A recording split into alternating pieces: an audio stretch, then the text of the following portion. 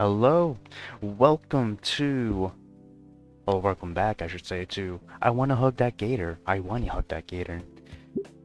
Last episode, we did 3 mods. They're all short and they're accumulated into like 30 or so minutes of gameplay. First of which was a drive to Wendonald's. It was pretty short, literally only like 2-3 minutes. Or not 2-3 minutes, like under 1 minute or so. It was nice and funny. And then we did butterflies. Basically, another short mod, around 10 minutes or so, 15 possibly. It's just about Kiara and Buster hanging out and developing a little relationship. I'm guessing before ending 4. It's wholesome. It's funny and wholesome. And then we ended off with Scottish encounter. This was the big funny. Just not Anon. Inko, Olivia going to the mall, getting a game, but then a Scotsman appeared. So yeah, this episode, I want to start with this. Or I want to do just this. You can see the name spinning her wheels, version 101, authors being Great Raisin and Scraganon. The winter formal has ended in complete disaster. Olivia and Inko struggle to pick up the pieces of their wounded relationship, while hopefully making the most of their last semester at St. Hammond. Here's the Steam page, or Steam Workshop page. Basically a rewrite cope fic of Ending 2. And this is mainly about a fanfic. I'll leave the fanfic in the description as well. I don't know how many chapters. It says 9, but I'm guessing with the question mark there, it's to be continued as well. Who knows? We're all gonna make. We're all gonna make. We're just gonna make. Not make it, just make. Right. Let's get a bit sad. Aww.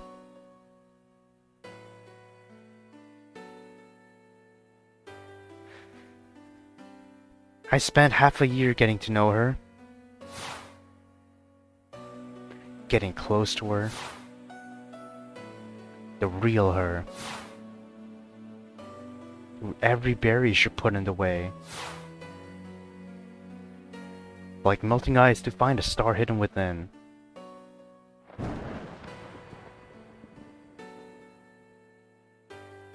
It took 10 seconds to erase all of it.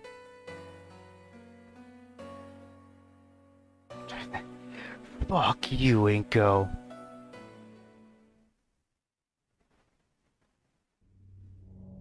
Oh no.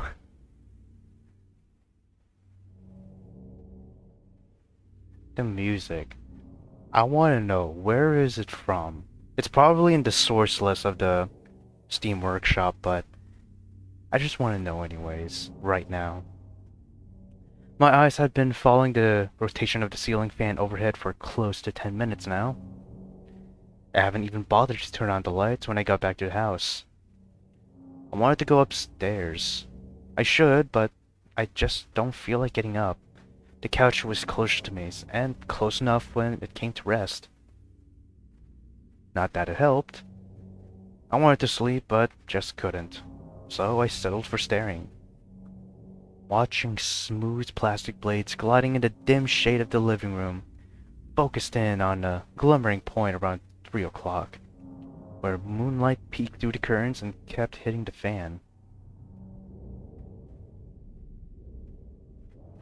It was visual white noise. Something to zone out to while I kept replaying the events of the night in my head, trying to narrow down the exact moment things had gone wrong. Gone wrong was an understatement. I think my vocabulary lacked a phrase powerful enough to capture how completely fucked the night had become. Cataclysmically wrong. Apocalyptically wrong. Too dramatic, yet it didn't even come close.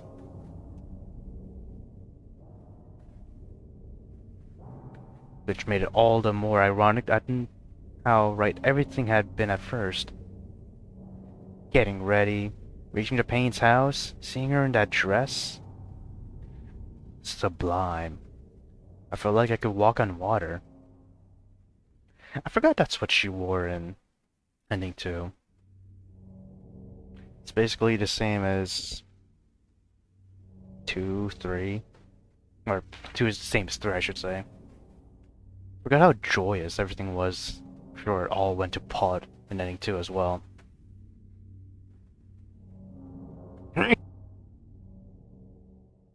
Holding her close in the limo, seeing that smile. Gray eyes that could see through lesser men warm as the sun. Warmer than the heat of her body against me. And the way it made my head swim. I had never been drunk, but I imagined I had been close to it. I think we never should have left the car, or so I had determined by this point. The moment we walked into the building, things began to slide out of control. The check-in, Ben's bitch ass. I can perfectly visualize the moment Ben had extended a piece of paper towards her. It was frozen in my mind's eye like a migraine pain that wouldn't let go. He doesn't like help, doesn't want it. Never has, even if and when it came to something as important as that speech. Maybe if it had been brought up in another, something gentler or more passive, or from someone else entirely, she might have been willing to give it a look. I want to blame Ben. He was like a shadow that kept casting himself across us, and every time he reared his head, Olivia got a little uglier, a little colder. But he wasn't the one who got on stage. He certainly wasn't the one to gas her up and tell her to share her story. To tell her to open her heart to a student body that had treated her like dog shit for years, without helping her prepare at all.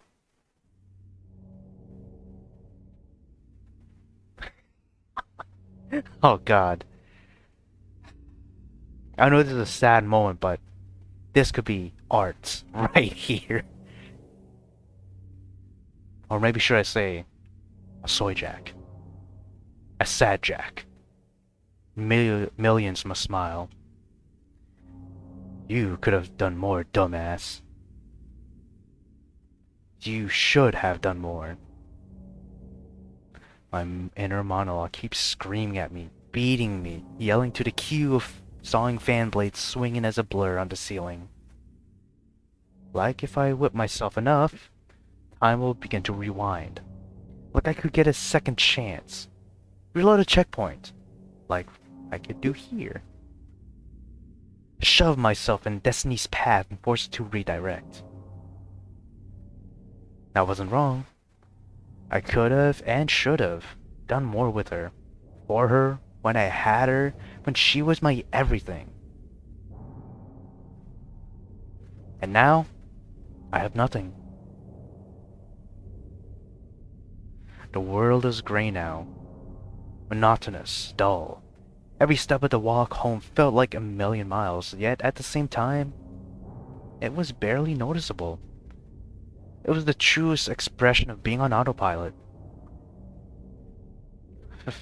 Fuck you, Inko. No matter how much air fills my lungs, I just feel empty. The pit that had hollowed itself out with those 3 words won't go away. In movies, during times like this, the last few seconds before midnight, something magical happens. She calls me, she changed her mind.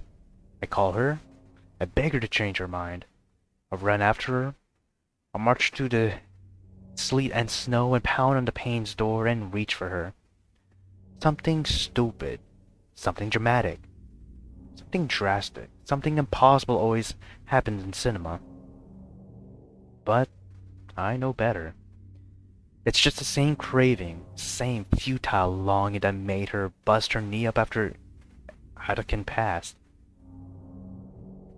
Anakin. I'd try for a miracle.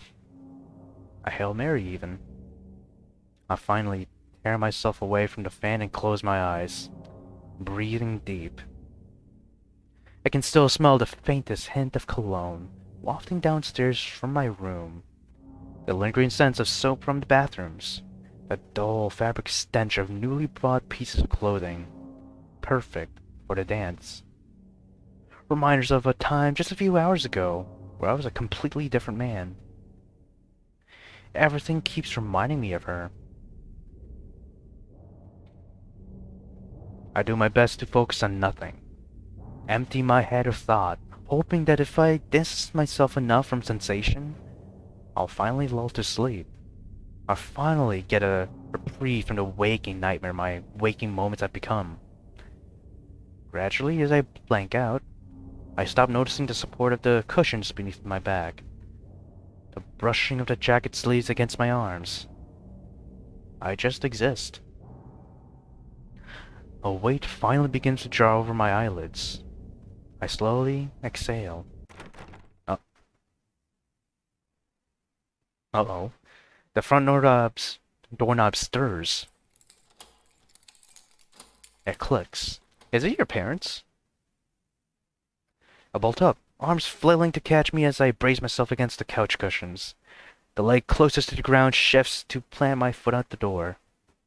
Eyes widen. Did she? The door yarns open with a dull whine. A figure is in the doorway, consuming the threshold. Now a figure standing on two legs. Not Olivia. Disappointed. I can see your disappointment.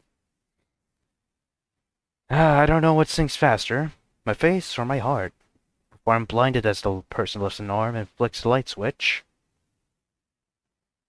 Inko! Hey, we finally see the mom! In a mod! Damn, son! I like this.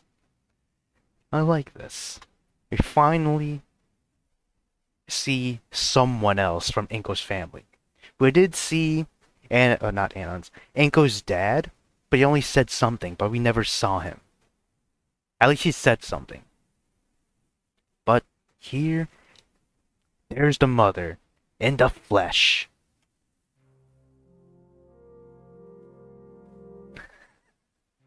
He switches to his normal attire.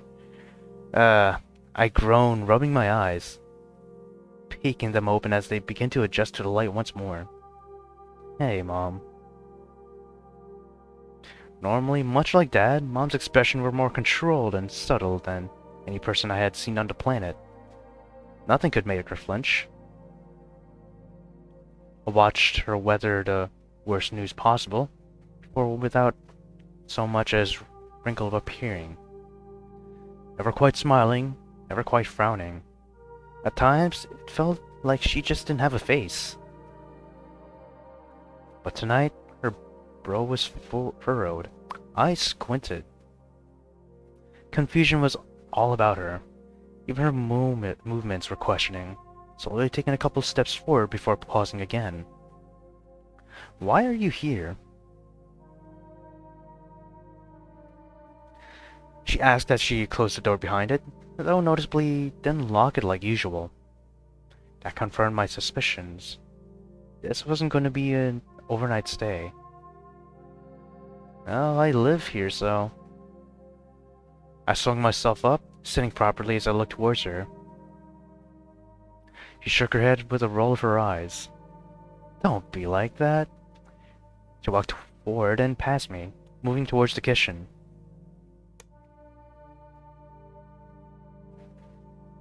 Was this what the kitchen looked like? I don't remember it looking like this. I know we only saw it once near the beginning of the OG game. She was wearing comfy clothing. Comfy by her standards, at least. Jeans and an Abercrombie & Fitch plush jacket. No doubt a simple shirt beneath. The kind of apparel normally reserved for plane rides in our households. It's your night out, is all. She continued, setting her purse on the island in the middle of the kitchen. The formal. I figured you'd still be out with your girlfriend or over at her godparents'. I grimaced, looking towards the floor. When I glanced back at her, she had her hands sifting through her purse, but had paused to stare at me. That look had returned to her. What happened? Oh, God. No! What happened? What didn't? There was a lot. And? And?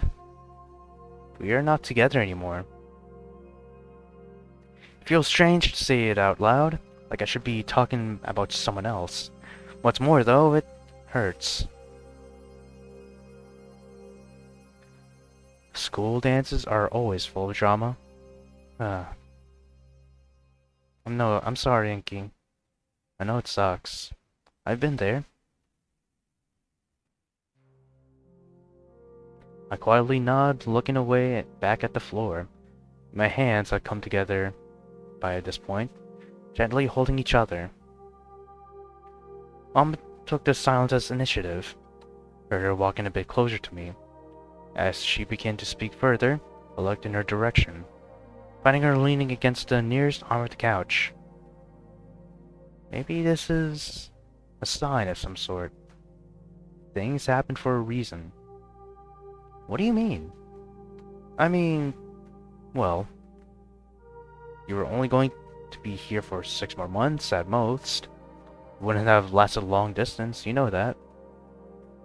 Always figured we were going to go to the same college. Why? She'd be going for art, if she ever got anywhere to begin with.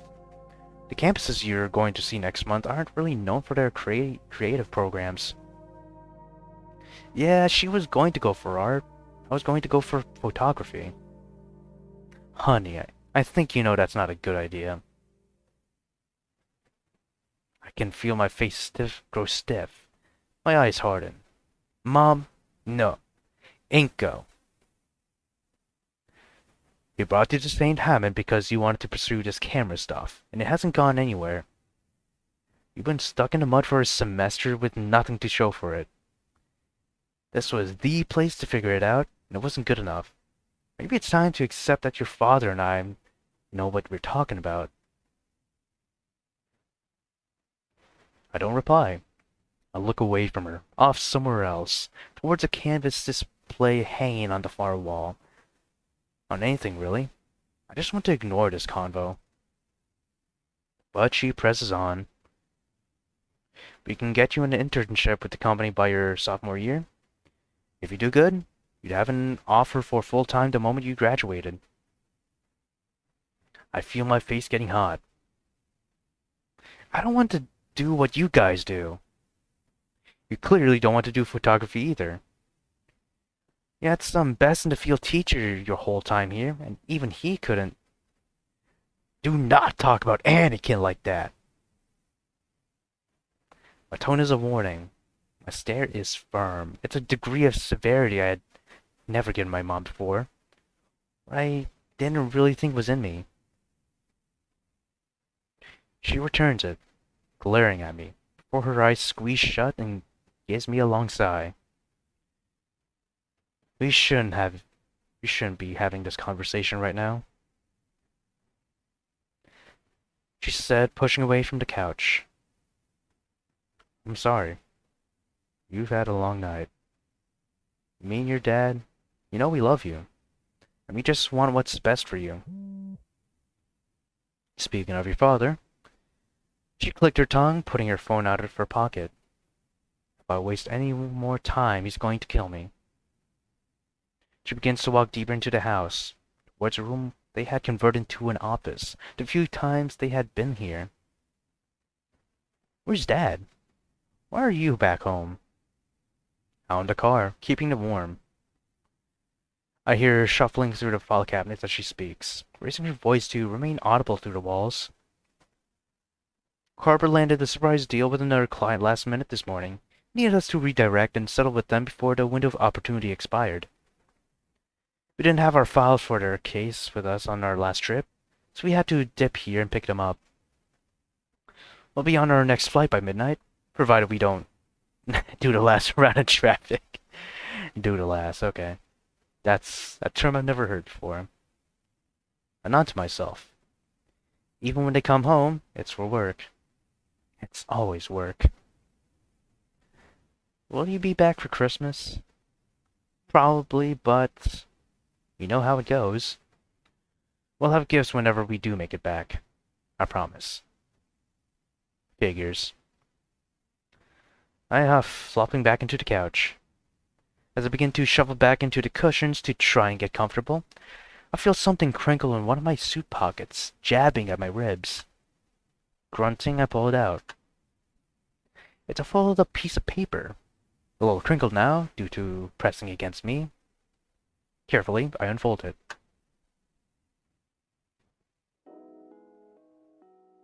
Oh, it's one of the drawings that Olivia's made with her claw thing. It looks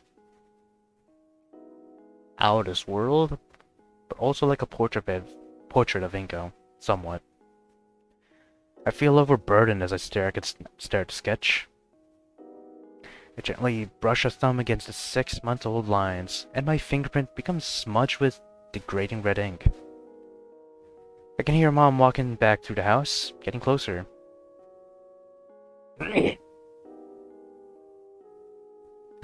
I hear her stuff something into her purse, picking it up as the chains around its hoops clink together. She begins to move past the couch, and pauses. What you looking at? Frowning, I reach the paper out to her, and she accepts. She tilts her head. Is this you? Yeah, she drew that the day I met her. She let me keep it, and it was like a good luck charm, I guess. I was wanting to show it to her tonight, at the end of the dance, to remind her how far we had come. How close we used to be. Something stirs in Mom's face as she studies the sketch. She looks back at me, a soft frown on her features. Putting the paper down, she comes to lean upon the far arm of the couch once more. Every relationship hits rocks, Inko. No couple in the world doesn't have spats, and sometimes you just need space. And even if you don't get back together, the love you guys had and the experiences you shared aren't gone. You have that forever. But I don't want that. I want her back. I know I sound pathetic. I don't care. It's like a dam cracking open. Ice stinging, threatening to break down. My hands dig into my knees. And maybe she'll come back. I went back to your father. That makes me stop in my tracks. The storm bubbling up in my heart freezes. I look back at her, dogging at Mom. You and Dad broke up? When? We've been together like my whole life. Not exactly true. She went to speak further, but her phone chimed out once more. Another text alert. In a move I've never seen her do before. She popped the smartphone out, swiped it to silence, and jammed it back into her pocket. Dad's going to kill you. I think I'll manage. But no. You're apart for about half a year, when you were very little. When you had just been born, really. Why? Or was it over? Your father's cigarettes. You broke up with him over smoking? Wait, Dad smoked? I'm sitting up straight again by this point. This is one of those moments you rarely get in life. Parent lore. The forbidden knowledge of who Mom and Dad were before they were just Mom and Dad. No history in the world, no matter how bloody or pivotal, was as enthralling as this. Dad hated smokers. Never passed up a chance to sneer and badmouth a man with a cigarette in his mouth. He had complained about the stench of tobacco smoke countless times before. In the car, and restaurants everywhere. He said it'd make him sick to his stomach. Like a freight train, Mom said with a laugh. She looked off somewhere in the house, a distant look in her eyes, and a little smile on her face. He picked it up back during high school, when he played football. He told me it was a little rite of passage that the teammate incoming freshmen do.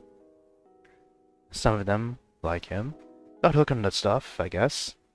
He always had a pack on him during college and beyond. I was willing to tolerate back then. It was just part of who he was.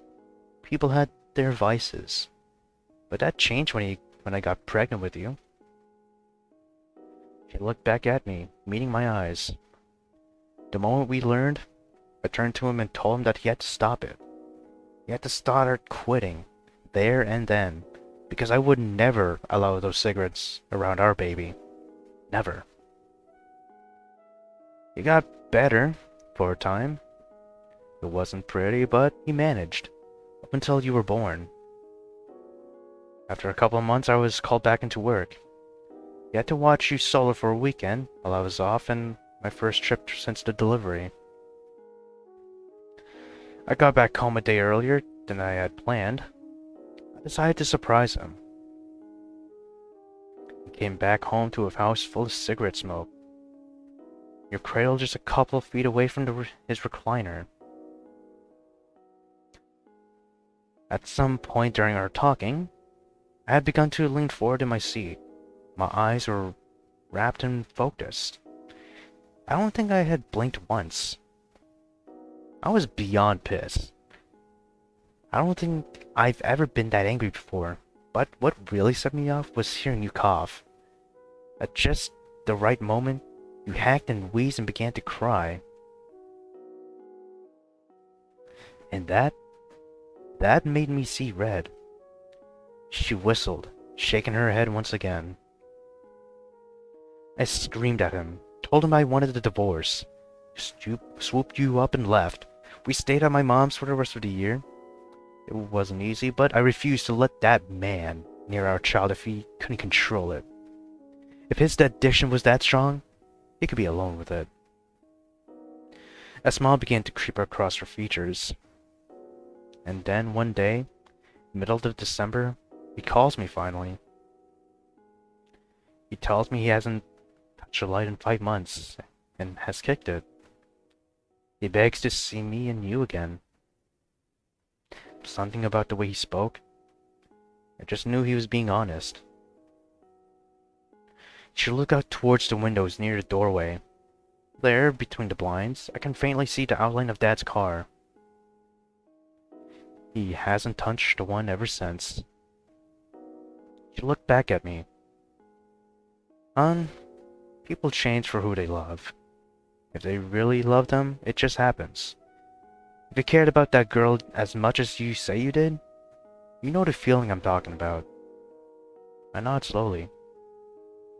And if she feels that way too, she'll find it in herself to make the difference. It's on her, even if, from what I've heard, she's got a hell of a lot to sort out. You're goddamn right. How do you know about Olivia's problems?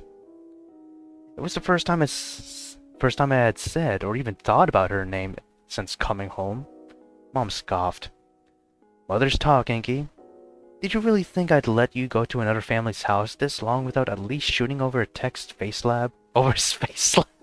No, not fucking bootleg Facebook, bro. I hadn't considered that.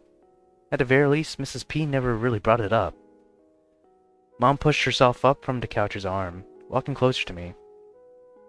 The small woman scooped me up in a tight hug, an embrace I reciprocated, before she planted a kiss on my forehead. It's gonna get better, hon. One way or another, I promise. She paused, ruffling my metaphorical hair. It's late, and you've had a rough night. Get some sleep, okay? We'll text you once we're off the plane. Alright, Ingo. Fuck. Alright, Mom. I will. Love you. Told Dad I said I love him too. Love you too, Inky. She said as she neared the doorway. Don't forget to lock this, okay? Good night.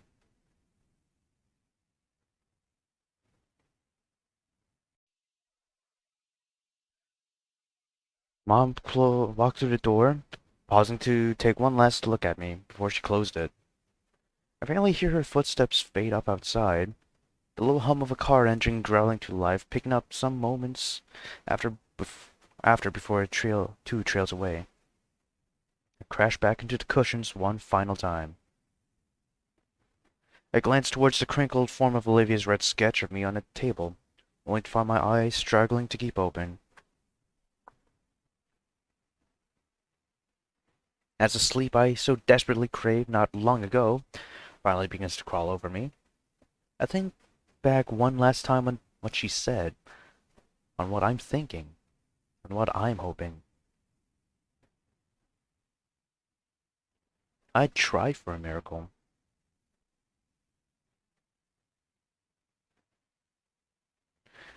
1 week later. Oh, jeez. At first, I kept wondering whether or not my parents would actually make it back in time for the holidays, for once.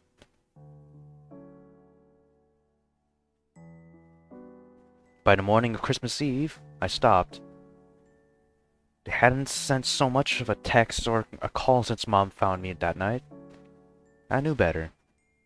They weren't going to be here. Damn. Alone?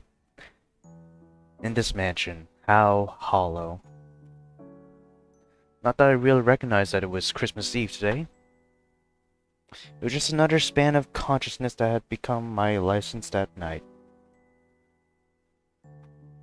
I spent my time since the formal just existing, doing the bare minimum to fit the definition. That's all I had the energy and willpower to muster. Nothing had any appeal to it. What little I ate tasted like air. My sleep was dreamless. Neither TV nor anything to be found on the computer was of substance. It may as well have been static. There was one thing that did have meaning. Day in, day out. One item that had became the sole, obsessive fixation of my mind. God damn it. Phone addict. That wasn't entirely truthful. The smartphone was just a link, a bridge to reach the true object of my desire. The memories. Her. I wanted to see her, touch her, feel her palm against mine, the perfect interlock of our fingers against one another, the way her claw tips write tiny white lines against my skin. Hear the way she teased me, laughed at me, whispered in my ear, the sight of her smile, the depths of her eyes. It wasn't just a want, it was a need. Longing, yearning. She had become like a drug, something I didn't realize I was an addict for until I was suddenly without it. I had dealt with loneliness the entirety of my life. It was the default mode of my social being, but going back to that now was just being cast out to wither in the cold. I wanted her back. I needed her to take me back.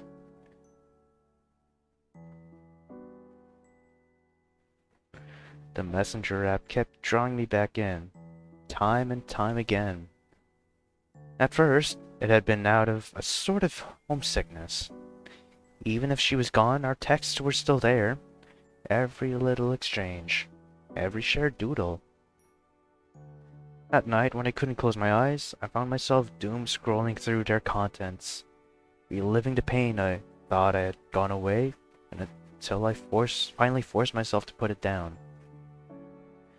It stopped being memories by the second morning. It warped into temptation. She was right there. Even if I couldn't physically reach her, I could still text her. Communication was possible. That meant there was a way to fix this. I lost track of the amount of messages I drafted. Some of them were short, easygoing greetings. Hey, what's up? Hello. Sometimes I get bolder, even threw in a few little extra syllables. How have you been today? You doing okay?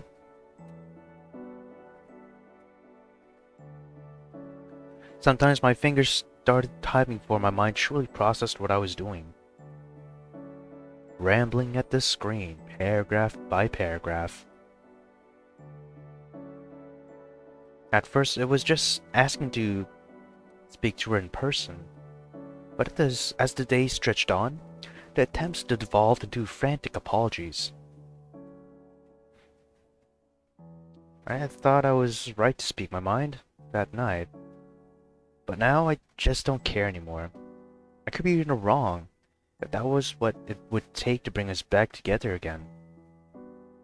Being to blame is a better fate than being alone. Of course, I never actually sent any of those would-be messages. I was too chicken shit for that. I really hadn't changed much since coming to St. Hammond. My finger would hover an inch above the send button. Those 4 blue letters, glowing bright as the sun. It was the simplest motion possible. Just lower the finger, hear the phone hum and chime, and wait. And just like each time before, I just deleted all and closed the app again. I signed an agreement to repeat the ordeal once more in a couple of hours. That same urge was starting to creep over me again now.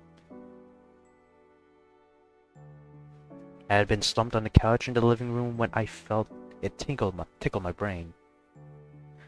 I had been there for a few hours by this point, half eating breakfast burrito on the table in front of me.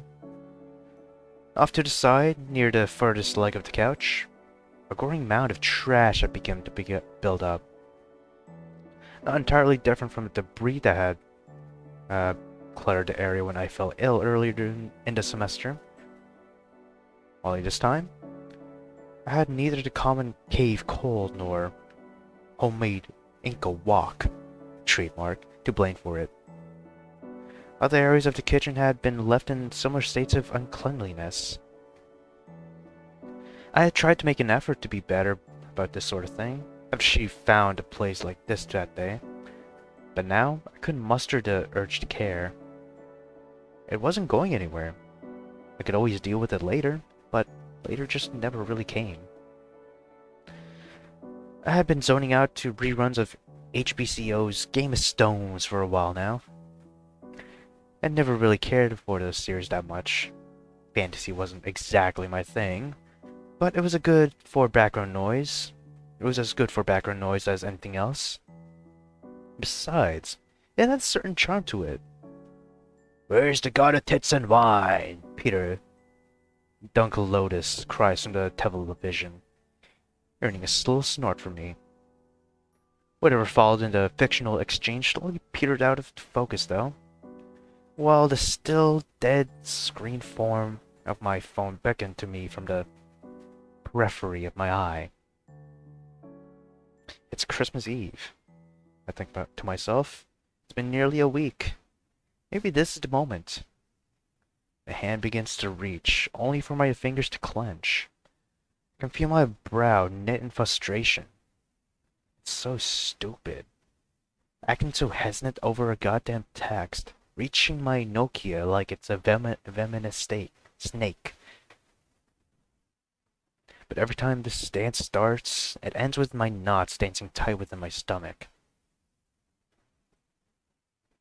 And then, I think of her, and full courage numbs my mind.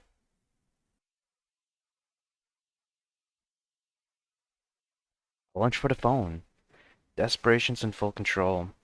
Raptor Jesus taking the wheel this time, and there's nothing stopping it.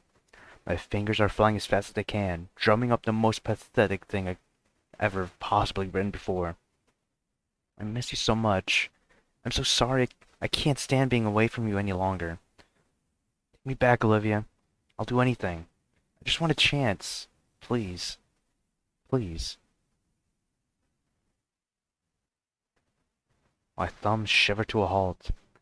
I look around at the halls, the walls, at the kitchen, at the men in funny costumes screaming about a Northern King on the television, at the pile of trash a few feet away from me, hoping that one of them might be able to advise me, gas me up, tell me the secret to beating this.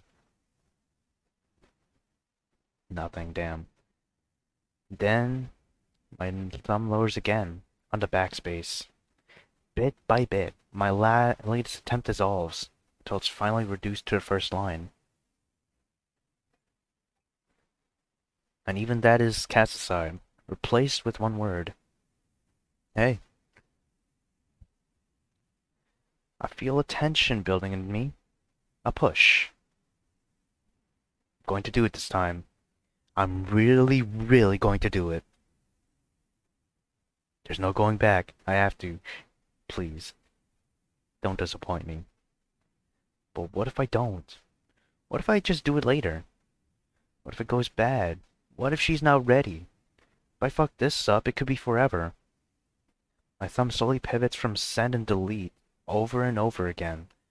3 letters hanging over my head and a heart like a vocab vocabularic sort of Democles. And then it pauses. Hun, people change for who they love.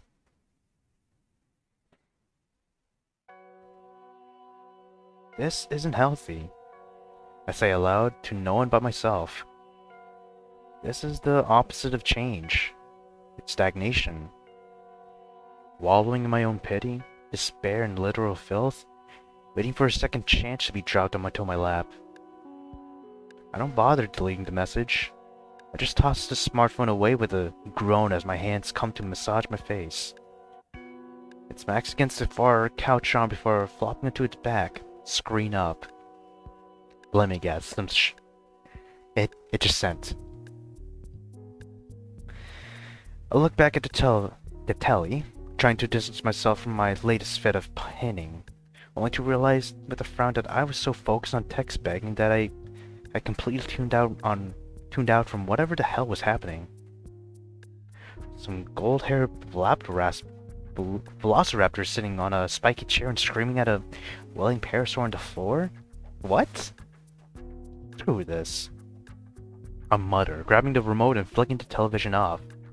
As the screen dims down, I push myself to my feet, taking a moment to stretch my arms.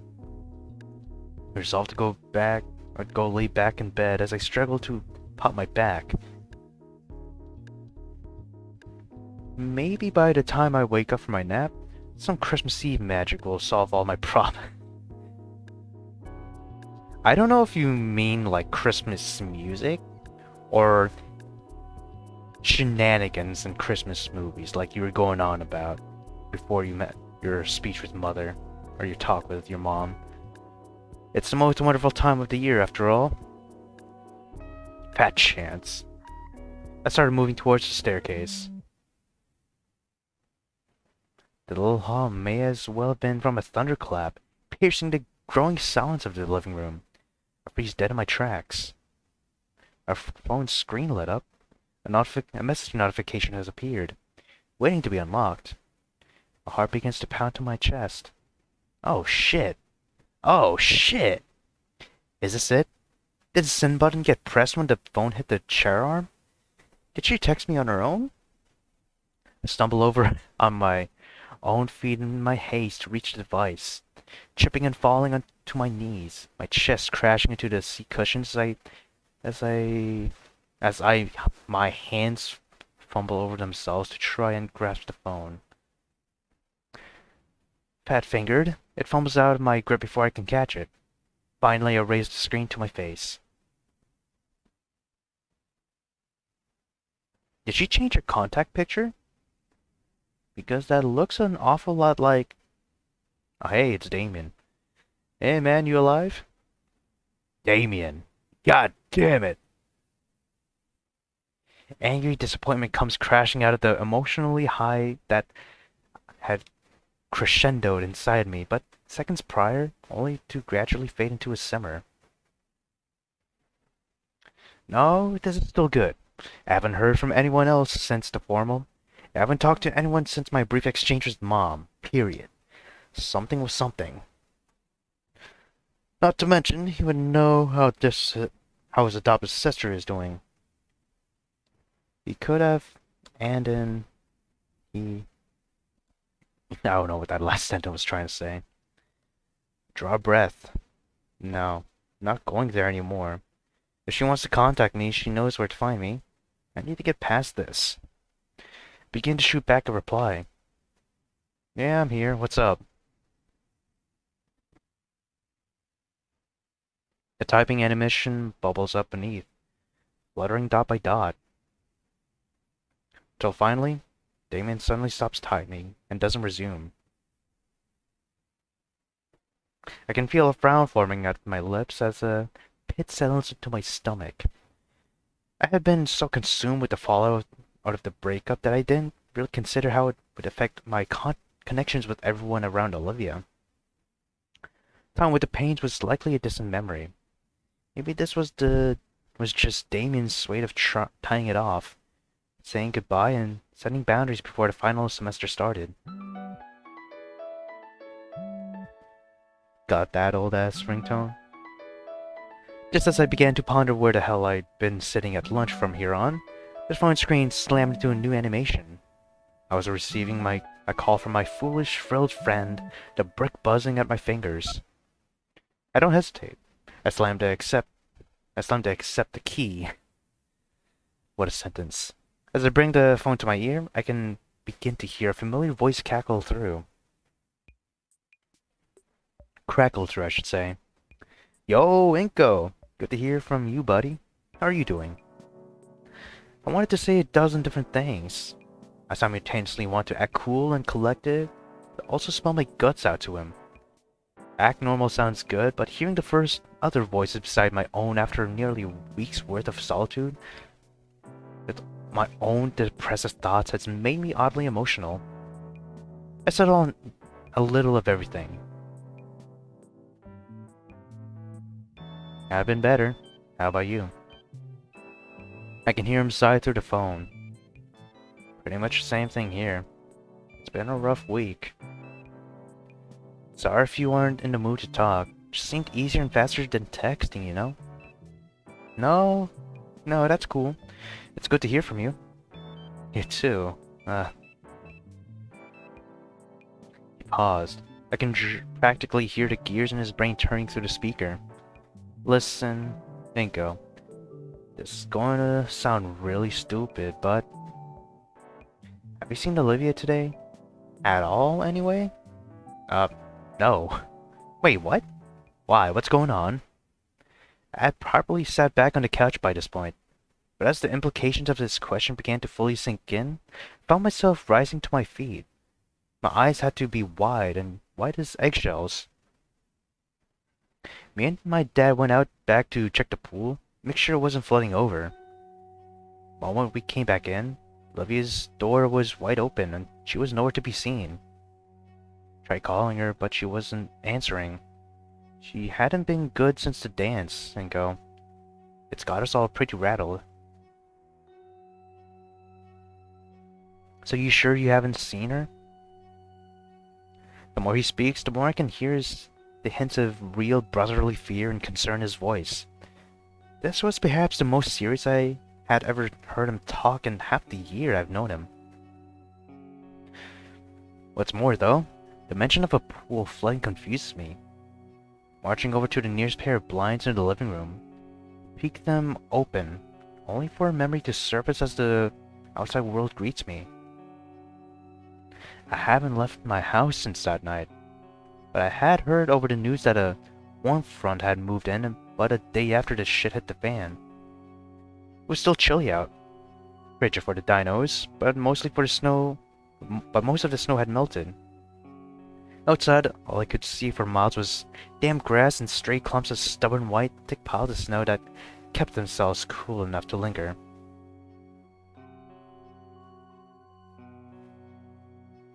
It's at once a comfort and a problem. Her wheelchair isn't likely to get messed up or stuck now that the blizzard's gone, but that also meant she was free to go wherever she pleased.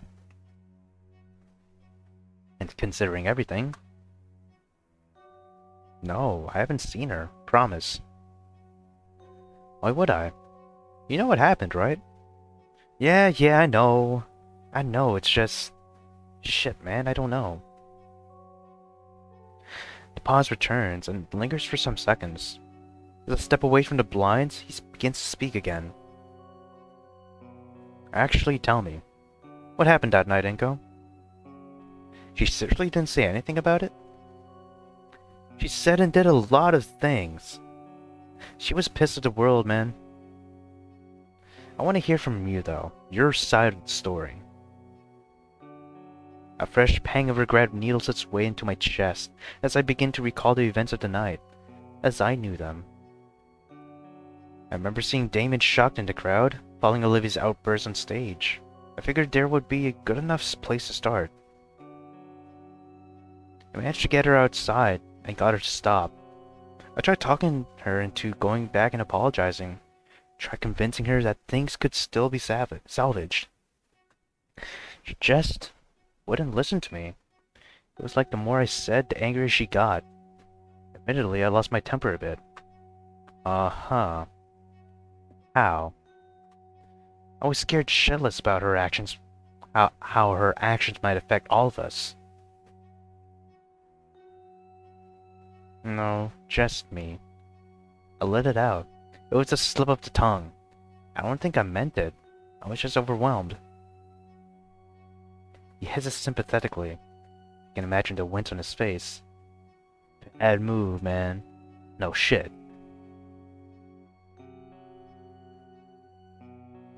After that, she just locked me out. That I didn't know her and that she didn't want me to help her. And then she left. Haven't heard from her since. Yeah, that sounds about right. Damn, dude. I'm sorry for you. I don't know what to say.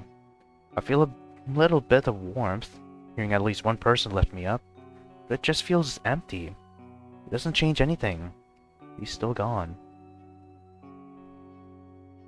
How is she? Not good, bro.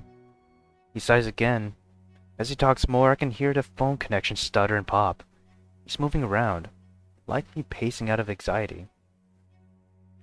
She's gotten angry before, real angry, but after she got back that night, it was like she was on a warpath. Screamed and shut everyone out, heard her breaking shit in her room. After that, it was just quiet. Didn't say a thing, didn't come outside. Until now? Yeah, until now. Found the door open. Can't find her anywhere, and you know the rest. Damian, how the hell do you lose someone in a wheelchair? I don't know, dude. Her new wheels are too quiet. And you know how fast she can't book it. She was locked in one moment, and suddenly she's gone. Video mom didn't even know she had opened the door. Sorry. I ain't blaming you. I'm worried too, man. You're fine. Thanks for talking, though. I'm gonna go poke a few others, see if they might know something. Hopefully, if not, then... well... His voice trails off. I get you, man. Thanks for calling me.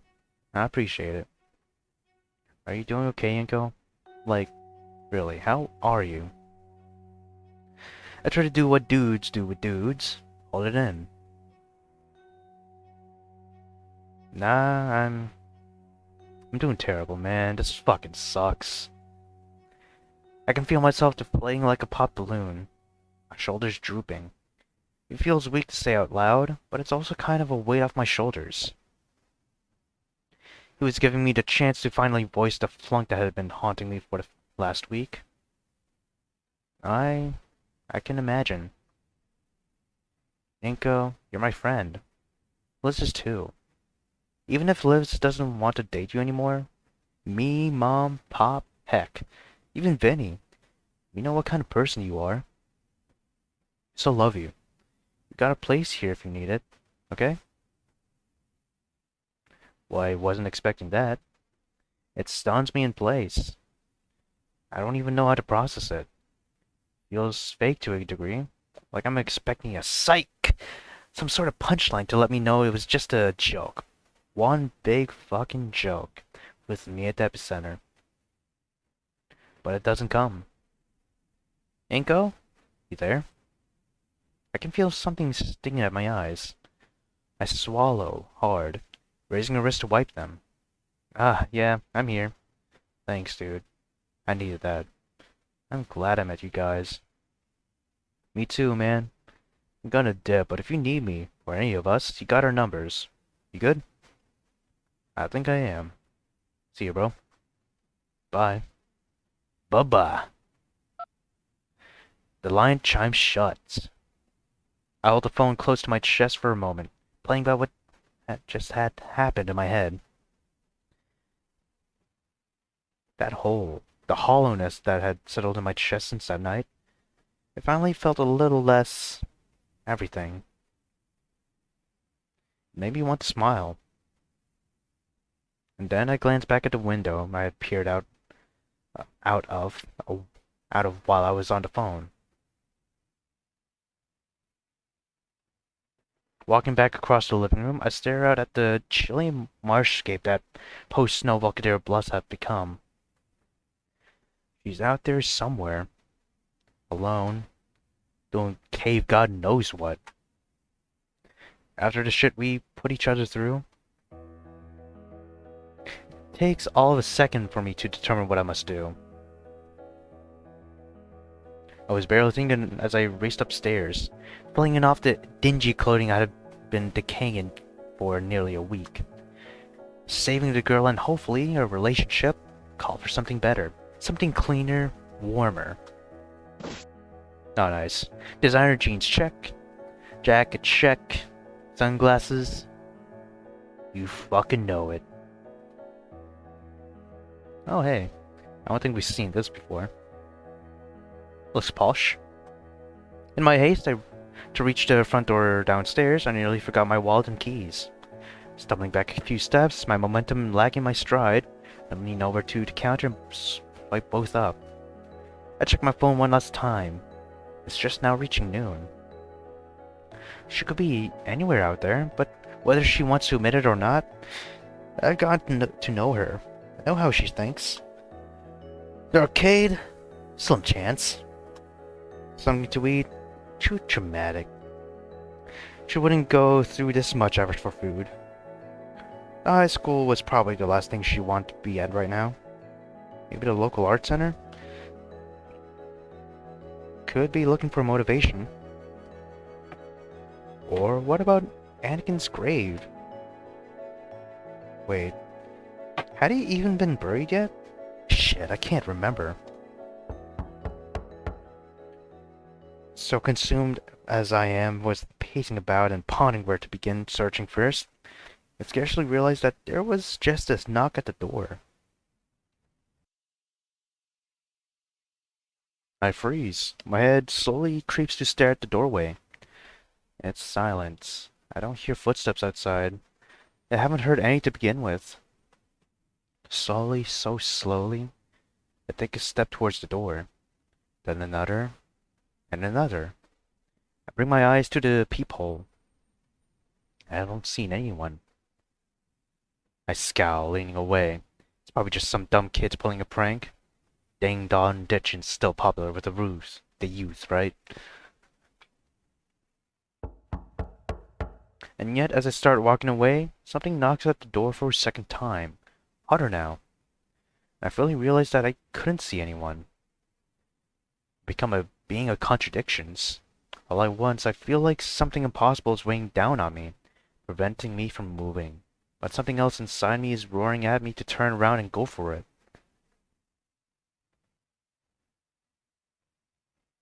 My heart can't figure out if it wants to go crazy or slow to a stop. My breathing feels funny. I can feel trembles in my fingers. Move back to the door and begin to open it. And everything Stops. Silver on yellow. Eyes like ice. The loudest guitar solo in the history of the world is wailing in my soul. And it appeared out of nowhere, too. Every sensation is an overload. In the true sense of the word, I'm stunned. Drop dead. Speechless. I don't know how long I stare. Probably too long. I feel like forever, but it may have been just a moment.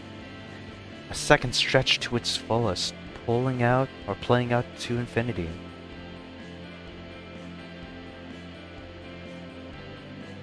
What do I say? Say something. Fucking say something.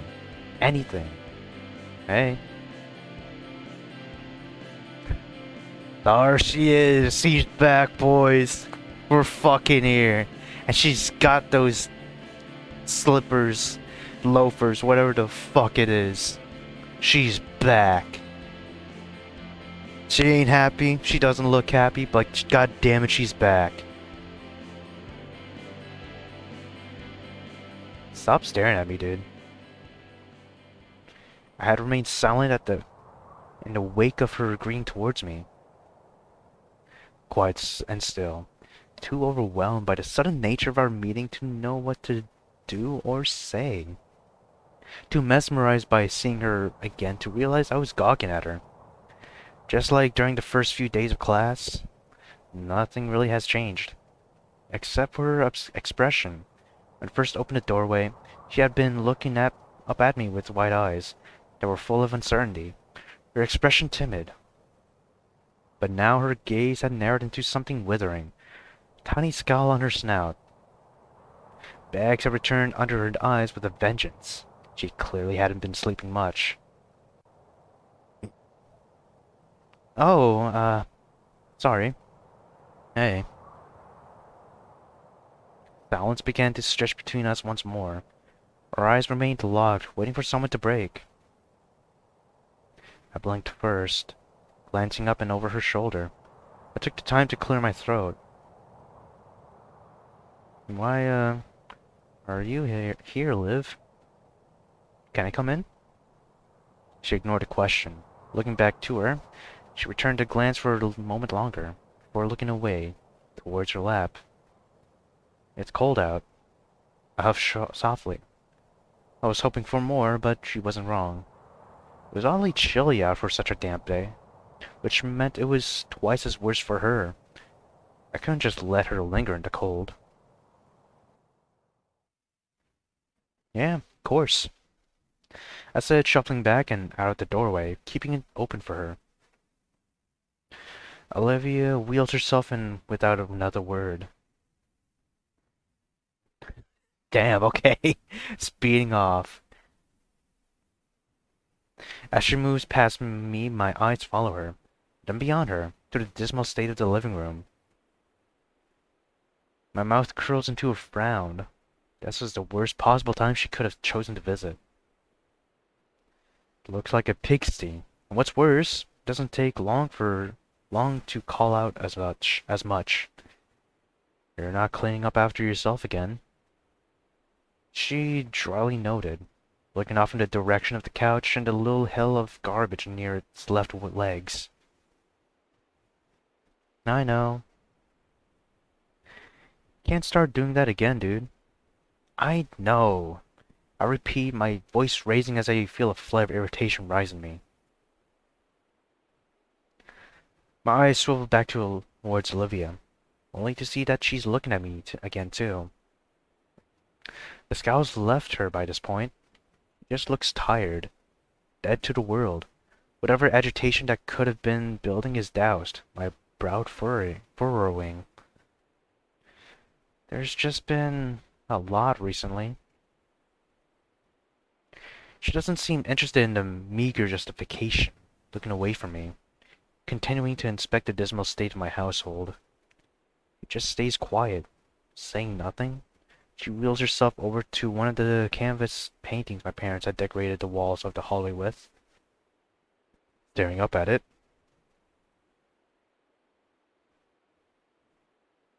The silence begins to eat me. Are you doing okay, Liv? She doesn't respond, her eyes lowering from the painting towards the floor. Finally, she shrugs. It is what it is. She looks at me, then the eyes once again. How about you? You good? No, you're not. She cuts me off. I freeze, not sure what to say in response to that. She keeps staring at me. It comes to me eventually. Neither are you.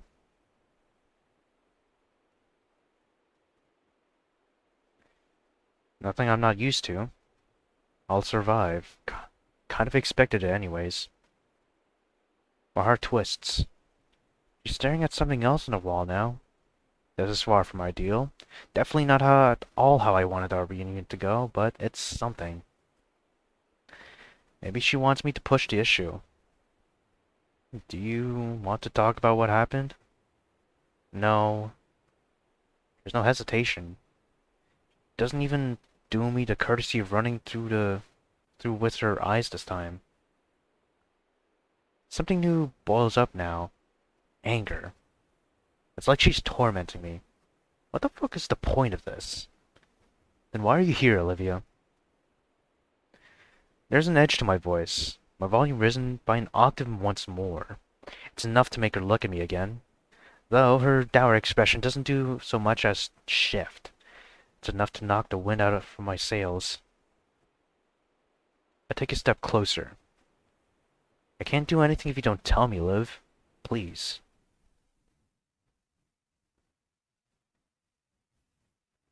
She looks away once more. A green hand rises to rub the back of her neck. Her eyes hood themselves for a moment. Remember, on the 3rd, a couple weeks back, you wanted me to come over and try to help you with fundamentals again? I nod silently. I can feel the tiniest hint of a smile tugging at my lips.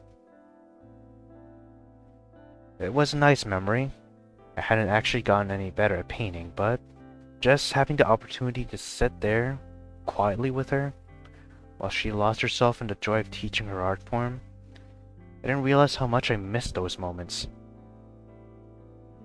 She seems to see my gesture out of the corner of her eye, and continues. I brought a couple of those good brushes over, especially the big flat one with the blue... The Blossom Master one. Oh, fucking hell. She blinked, looking over at me finally.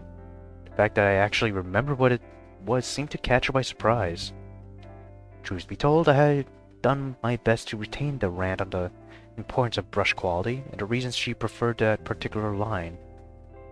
It was an expensive one she rarely got, but she did her best to make them last. I had hoped to get her a whole new set of them for Christmas. The aftermath of the formal killed that idea. Yeah, that one. She fell silent again. Discomfort flashed across her features before her face hardened. She closed her eyes and took a breath. Meanwhile, I could only find myself beginning to grow confused. Why in the world was she bringing up brushes? I started a new project and I can't find it at home. I think I left it here on accident. I was hoping you might be able to find it and give it back.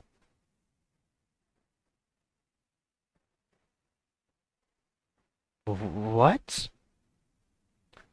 I'm dumbstruck. No doubt there's some stupid look frozen on my face. I don't know what to do, what to say. You can't be for real. I finally speak. My voice is barely above a mutter.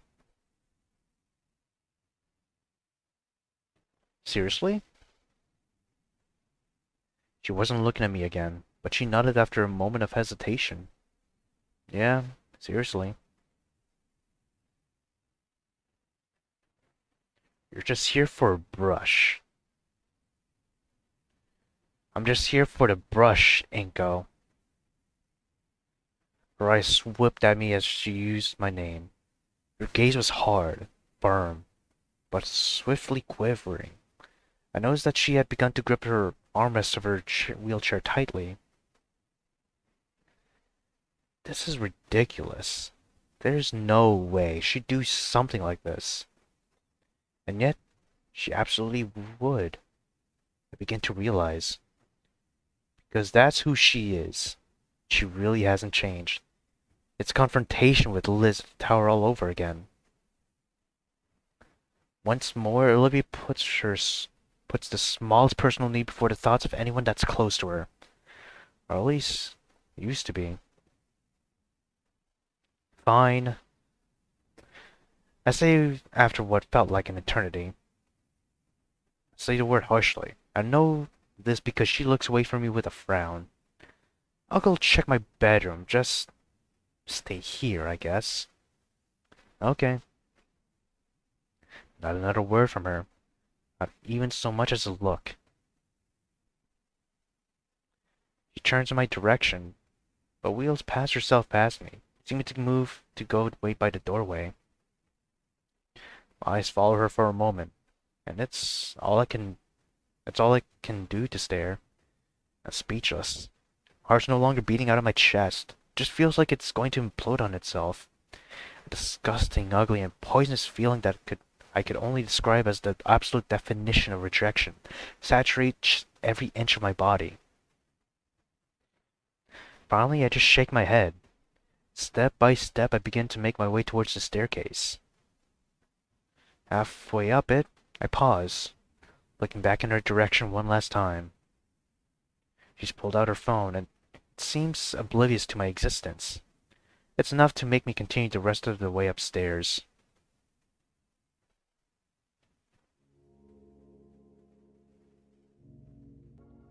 As I enter my bedroom, I feel the overwhelming urge to topple face first into my mattress and die there. This is a fresh hell, unlike anything I've ever experienced before. To go from such a soaring height of overwhelming hope to this, indescribable misery, it's beyond fatiguing. The only thing that really stops me from doing so is the singular anger I feel for this fucking paintbrush. The literal tool that my ex-girlfriend holds at a greater value than me. I want it out. Out of my house, out of my life. And I'm finally beginning to realize that I think I want her to go with it.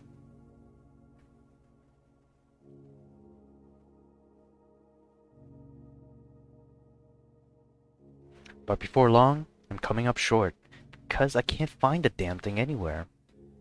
I thoroughly scour every possible inch of my dwelling in, under the bed, in the cupboards, on the shelves, in my closet, here, there, everywhere. Before long, I've done an inventory of every part of my room and I'm still coming up short. I begin looking in locations that would make sense. By the time I open my third clothes drawer, it still come up empty. A growing frustration over this whole mess is starting to cause me to slam it shut. I burn my face in my palms for a moment, groaning to myself. I can feel tears starting to menace my eyes. I squeeze them tight with a scowl. No, she doesn't deserve that anymore. She's not worth it. Don't be weak enough to give her any more of yourself. I force myself to my feet, but as I do so, all the crouching I've been doing finally causes my phone to upend itself out of my pocket, flopping onto the floor with a dull thunk. The force is enough to cause it to activate, displaying my still open conversation with Damian. It occurs to me it's probably a good idea to update him on the situation. I pick up the phone and begin to type towards him. Hey, you still around? It only takes a few seconds before he begins to reply. Yeah, what's up? Olivia's at my house. What? Why? Ugh. The typing animation pops up and then disappears 5 times in rapid succession. Suddenly, the phone erupts in a pickup tone as Damian's image spreads across the screen. The answer began to bring the phone to my ear. She's at your house? Oh, God. Oh, nice. Nico's not there. I jerked the phone away with a hiss. Shit, ow, dude, chill. Yeah, she's over here. When? You said you hadn't seen her when we talked, dude. You've been off the phone for like half an hour. Aw. Okay. Okay. Ah, this is funny. I bring a hand to pinch the bridge of my nose. Yeah, and I was telling the truth. She showed up at my door 5 minutes after you hung up. Is she okay? She's a bit cold. But otherwise, yeah. It didn't go. What? I'm still here. Garbled mess of blurred noises comes over his end. Am I losing him? Hello? Damian, you there? Ain't go. Ah, I should have guessed others might want an update. Hey, Mr. Payne. You sound like you've been through hell, Inky. You good? I try to do what dudes... Don't fucking do that. No, not at all. Yeah, probably should have guessed as much. There's a long pause. You can hear him audibly sigh. Why is Liv over there with you, son? I can feel myself wilt at his tone. He's doing his best not to sound accusatory. I know he is, but fatherly concern is evident in his voice. She just showed up out of nowhere, maybe 15 minutes ago, sir. She's not really saying much. She, was asking to give her back a paintbrush. She's there for a paintbrush. He repeats my own words back at me, his voice full of disbelief. Caught me off guard too, sir. It sucks. I know how stupid I have to sound, saying it out loud. It only reinforces how bizarre the situation is to me. He doesn't respond for some moments, before judging by his slightly audible breathing and a handful of other background noises. He's moving in his house. Finally, he comes to a pause. What brush is he wanting exactly? It's called a Velocity. It's one of those expensive brushes she likes. This one's got a white brush on it. Black bristles. Blue handle. Why did he fly? What? Nah, why did he fly, dude? Jesus Christ. That makes me blink. Huh. Yeah. Actually, how did you know? Silence. Only he sighs. Call it a hunch. Inko, promise me you're not gonna do anything stupid. You know I won't, sir. I know. You're a good kid. I'm worried about Liv. Don't let her do anything stupid either. I'll try not to. If you need us to come get her, you know who to call.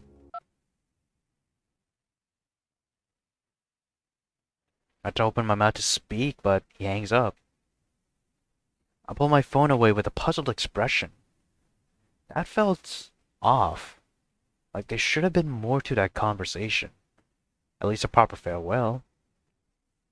Was it just a boomer source thing to end calls abruptly? Oh, fuck.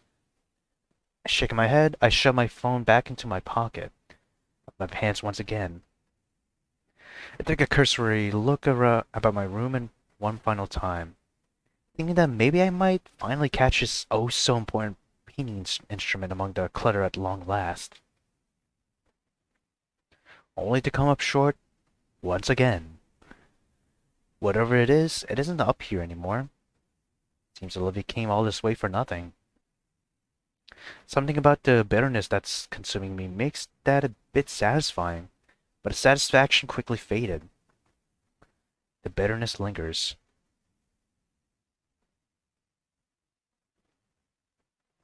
As I come downstairs once more, I notice that Olivia has moved further into the living room once more.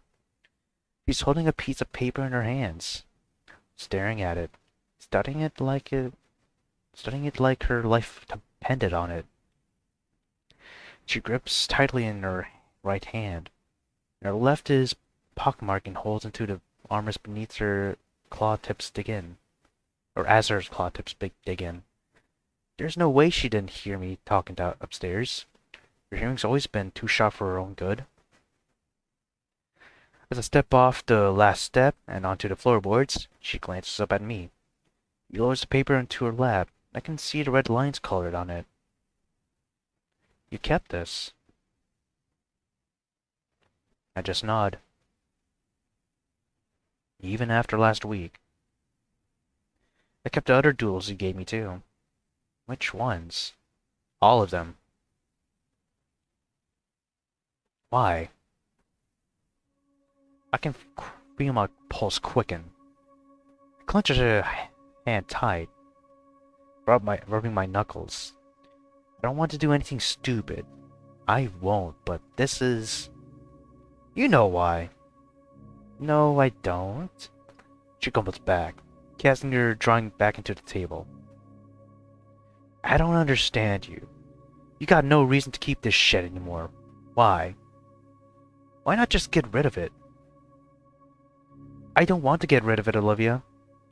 It's just junk. It doesn't have value anymore. Just throw it away. No. Why? Because I still love you.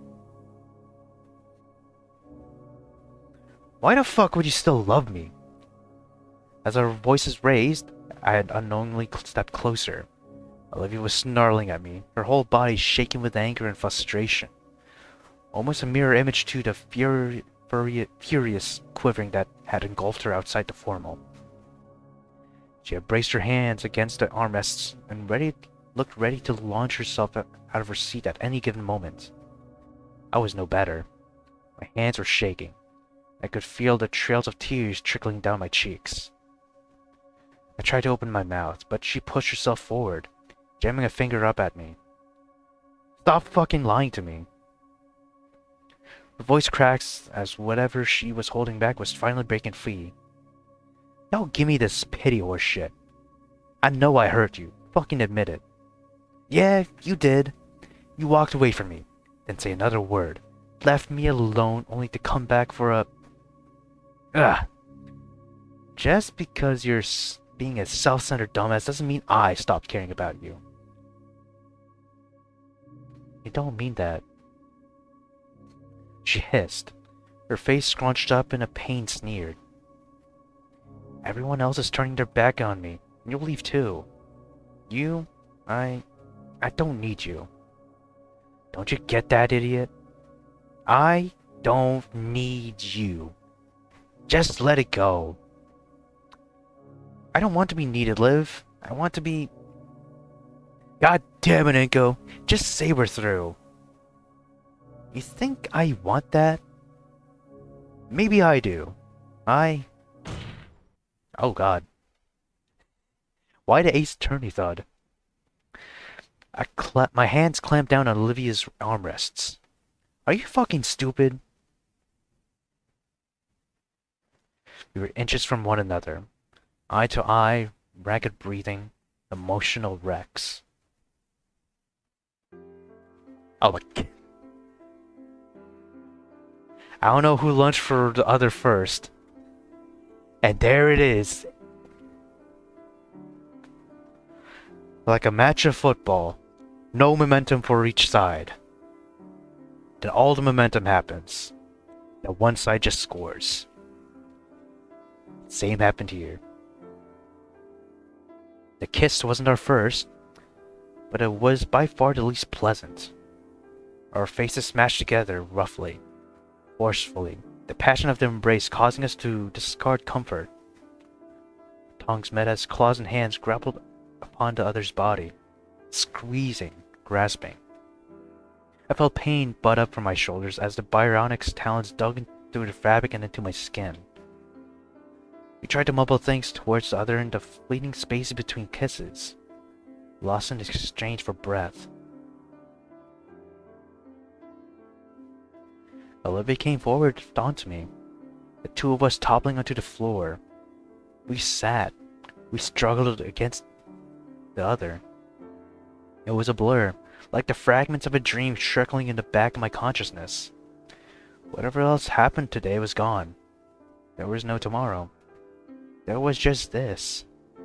I had my hands about her waist, squeezing her against me, pouring kiss after kiss against her neck. I felt faint as I heard and felt her breath within my ear, claw tips raking along my back, cradling my head. Nico, promise me you're not going to do anything stupid. Fuck.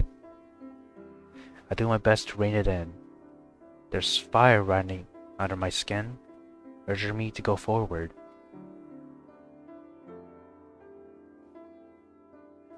I just focus on breathing, eyes fluttering, struggling to stay sane. Pain blossoms against my stomach.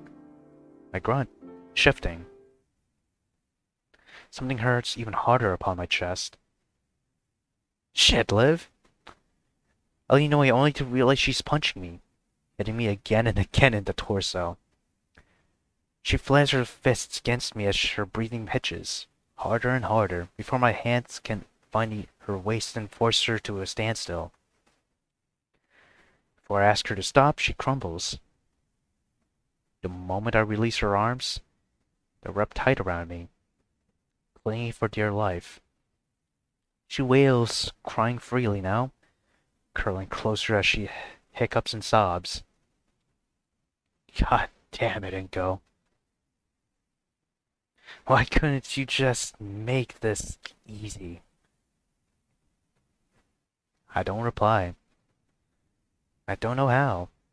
I just cradle her close, hands gently massaging the length of her back as I rock her until the fit subsides.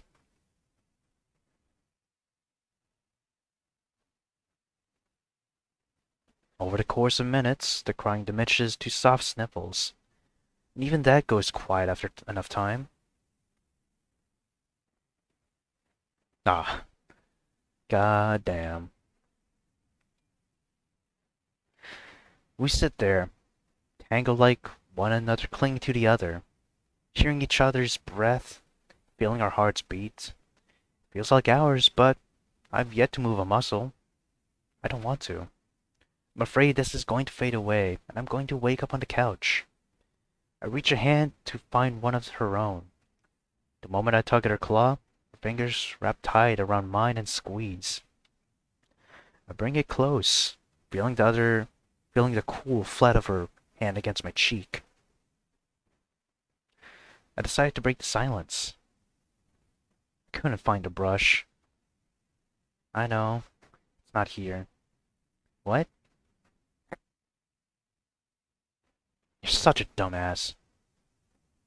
She mumbles, but her head only pulls a bit closer into my chest. It's not here, Inko. It never was here. I don't understand, Liv. Why go through all of this? You could have just said you wanted to see me. Her eyes squeeze shut, and her breathing hitches against. She presses her arm to my chest, and through her voice is rattled.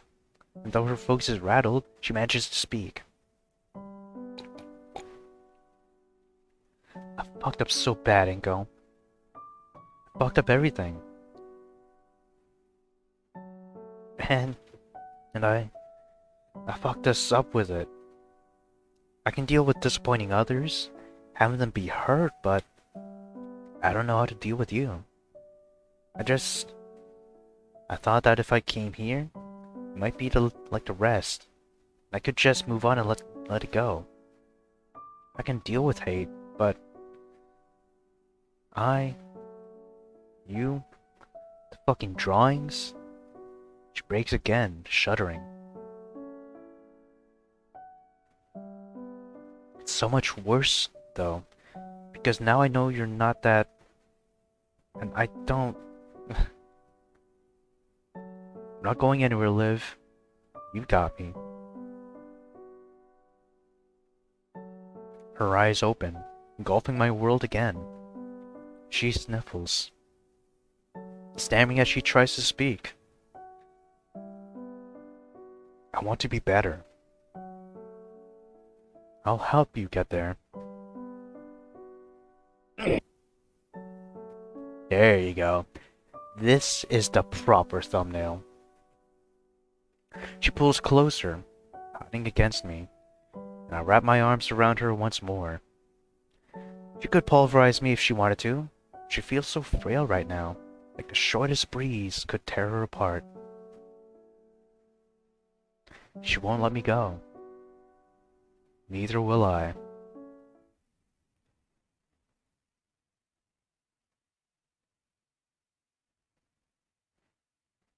Oh, it's snowing. I only realized I had been drifting in and out of sleep while a vibrating hum against my right thigh, followed by a loud ringtone, finally stirred my eyes open.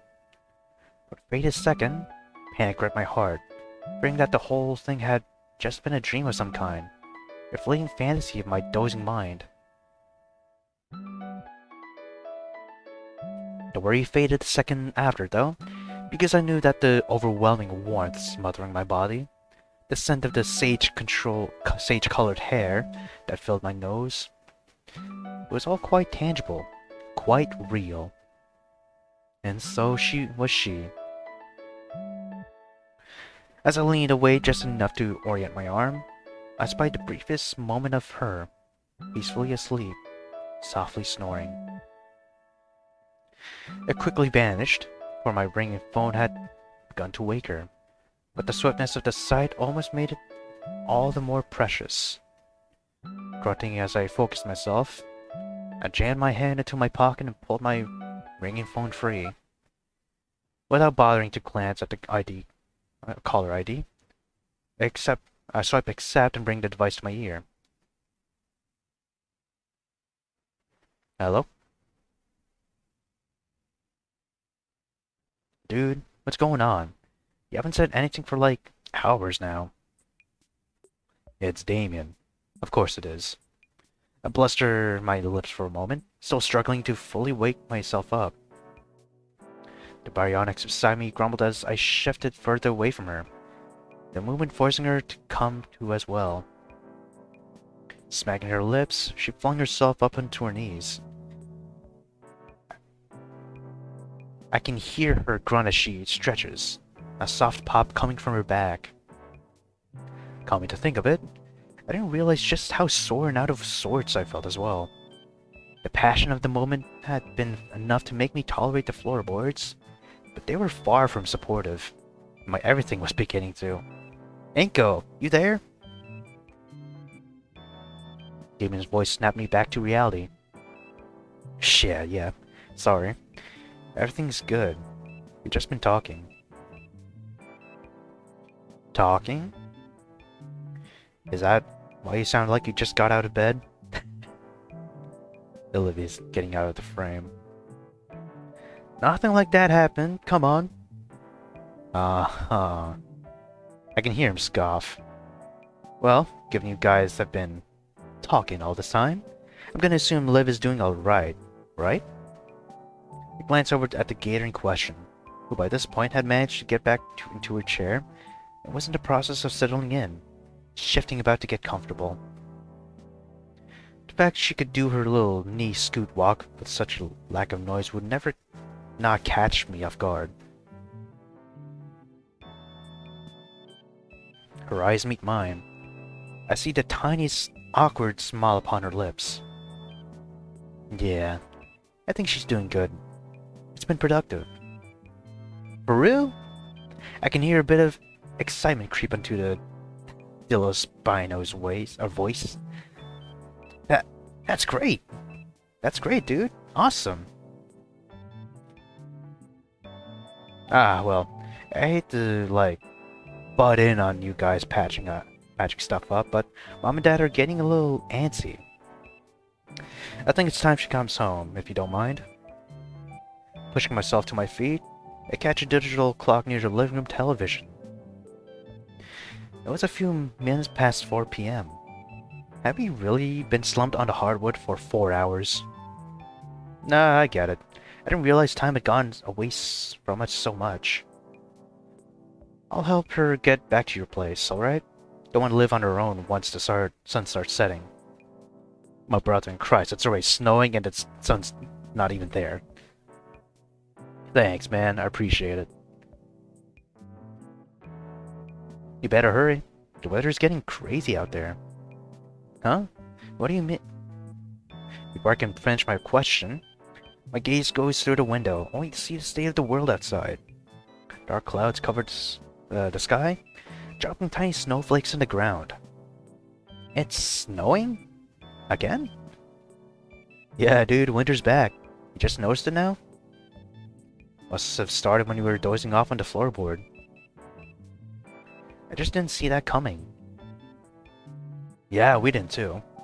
Not exactly happy about that. Still, it's Christmas today, so it's fitting that it snows. Hey! Hell yeah. Are you going to be okay going there? Going here? Moving to the window, I observed the snowflakes falling on the ground in my yard. Judging by a very thin layer of white powder lying on the grass, it just started snowing recently. If we go now, there should be no problem moving Olivia to her house. Yeah, we will manage. I'll see you at the house. You too. See ya.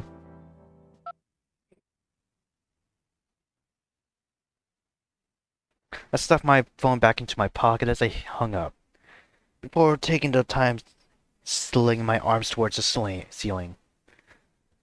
My aching muscles scream as I bend my limbs, earning a hiss of effort from me. God, that was going to suck for the rest of the day. Completely worth it, though.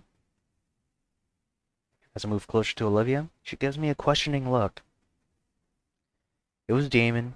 He was just checking in on us. Figures. Uncle Mr. Payne probably wants me back before they get started on their Christmas Eve stuff. Holidays are always a big deal to them. They're probably more worried about you being safe than you are missing the celebrations, Liv. He just shrugs, not raising an argument, but the way she looks away from me is all the hint I need. Come on, I'm gonna walk you back. More time for us to spend together. Sound good? Okay. Moving past the front door with her, I close and lock the door behind us. Maybe it was just because I hadn't stepped foot out of the house for a week. But the fresh air was crisp and delightfully cool. Maybe a bit too cool. The dark clouds above us darkened the outside world, completely covering the sun. Snowflakes were gently falling down, landing on the ground. My jacket and on Olivia's snoot. Some thin layers of snow are already forming on the grass. The pavement, however, still resists, melting all snowflakes upon the touch. But it gets colder. It'll be a matter of time before the snow starts gathering everywhere again. Hey! Downtown. Been so long since I've seen this. Soon we were on the streets, moving side by side on the rough pavement. Olivia didn't make much in the way of conversation, but I was able to distract myself by glancing at all the Christmas decorations that filled the yards of the neighborhoods we walked past. Most of them were your usual affair of holiday spirit, the outlines of random mammoths pulling sleighs, lit up with bright flashing lights, or stylized statues of Santa Krug.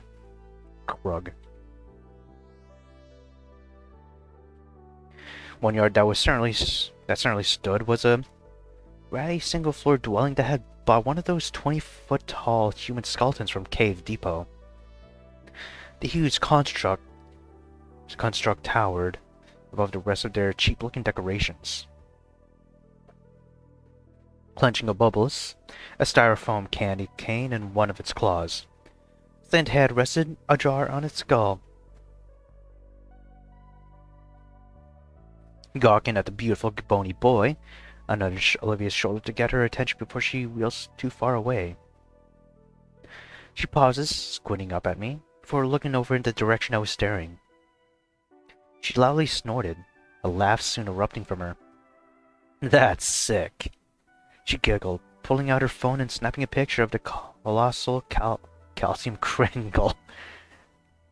I'm definitely doing that when I get my own place. And now she's shivering. I couldn't help but notice it took her much longer than it should have to capture the photo, and soon realized that her phone was shaking. Rather, both her claws were rattling, and her tail was quivering to a similar beat. She's dino, dumbass. She's clearly freezing. I feel a pang of guilt at what should have been such an obvious off-the-bat conclusion. Before Olivia can begin to move her wheels forward once more, I shuffled behind her and rest my hands upon the support handles at the rear of her chair. She blinks and darts her snoot up at me, eyes thinned, mouth open to speak. I know you gotta be cold, hun. Just stuff your hands in your hoodie and try to keep warm, okay? I pause, before remembering the most important part of this little negotiation. Are you alright with me doing this for you? Her expression softened. A huff escapes her before she nods. Sure. Began to push her forward, smiling down at her. But right as I look away, I am forced to look back down as I feel, then see her tail coil about my right forearm. The flexible limb gently squeezes me. Thank you. Anything for you. The tail squeezes a little tighter. We spent the rest of the walk to the tram entrance in silence. Something of a little game soon unfolded, where one of us would stare off at some sight that had caught our attention, and go about alerting the other. Olivia's tail would squeeze my arm, or I'd take a finger and gently tap the surface of the muscular appendage. Of course, more often than not, I was glancing around the mostly empty sidewalks, peering at the corners of buildings that we passed. I couldn't help but feel protective of her, vigilant in this open, public setting. Deep down, though, the irony wasn't lost to me that, of the two of us, she was far the more deadlier. Those claws and jaws could mangle, and her body had a deceptive amount of strength to it. The fact that she was as forceful as she was really drove home just how much she had risen above her condition. Yet also, to a degree, made me wonder just who Olivia could have been, had the rest of her legs still functioned. Would someone with this degree of natural talent still be an artist? Would she have been a more outgoing physical person like her god sibling? Would she have still settled for someone as boring as me?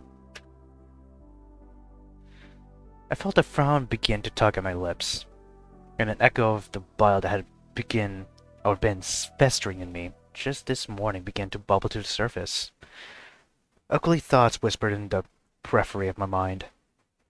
And yet, as I glanced down at her, hoping to just look at her, I found that she was the one looking at me. Staring up at me over her shoulder, wide-eyed and contemplative, as though making sure I hadn't gone anywhere. Just like the first day we hugged, when I brought her in from the rain. Something in my face?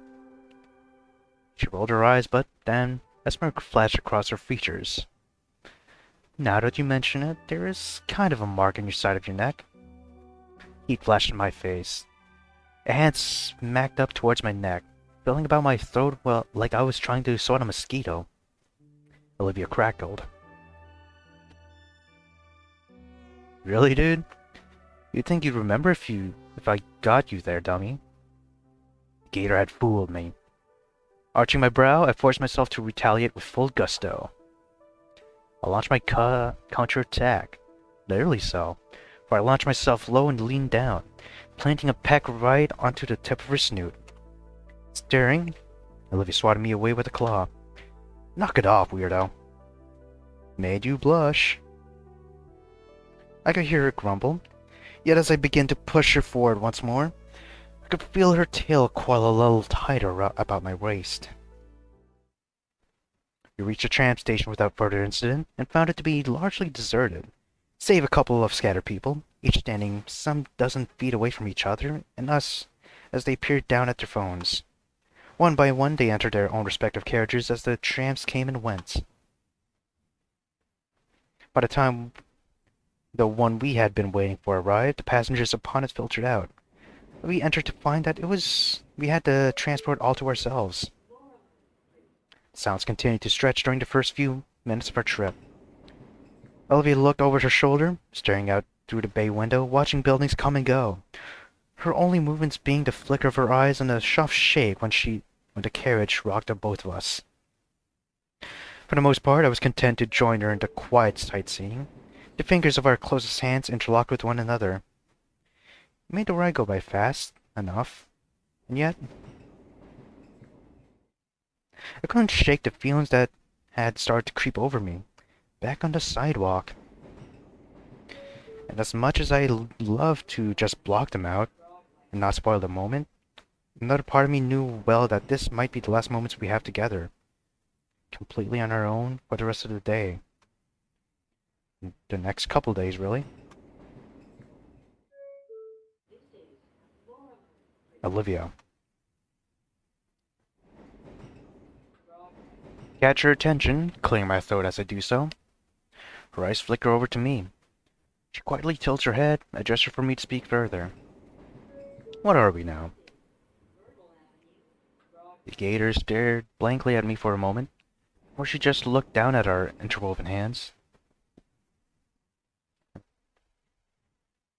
The fuck? When she looked back at my eyes, she did so with an arched brow. For my own in reply. No, seriously. We just sort of glanced over everything that happened last week. I think we should talk about it. About what is us going forward. You already did. Her voice was already strained. She began to look back towards the window. I said I fucked up. I admitted that I was wrong. Isn't that good enough? No, Olivia. I don't know what else you want me to say, Inko. Her voice had a certain edge to it when she cut me off. Same kind of wariness that she spoke with earlier. I could feel her fingers beginning to slip out of mine. Before she could fully reach away, I squeezed her hand tight and tugged on her arm, the motion being enough to get her to bring her eyes back to mine. I'm not saying you have more to account for. I hurt you too. I know I did. I could have done so much more. I should have, and there's no excuse for that. The look of uncertainty flashed over the emerald features. Uncertainty, but also warmth. Inko, it's okay. No.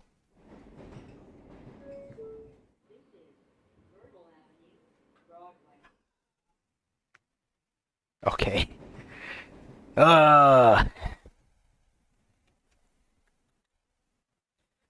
Teach me the history book, Inko. You see that book? Every letter. Read it out. God damn it. The volume of my voice startled her, causing her to shriek back a bit. It isn't alright. We aren't doing something one-sided here. I think you're the one-sided one here, buddy. I'm not holding this over you. You're not the only person that did wrong. I need to improve. I want to for you. You gotta talk to me, Liv. The Baryonyx's expression became clouded, a frown forming on her snoot.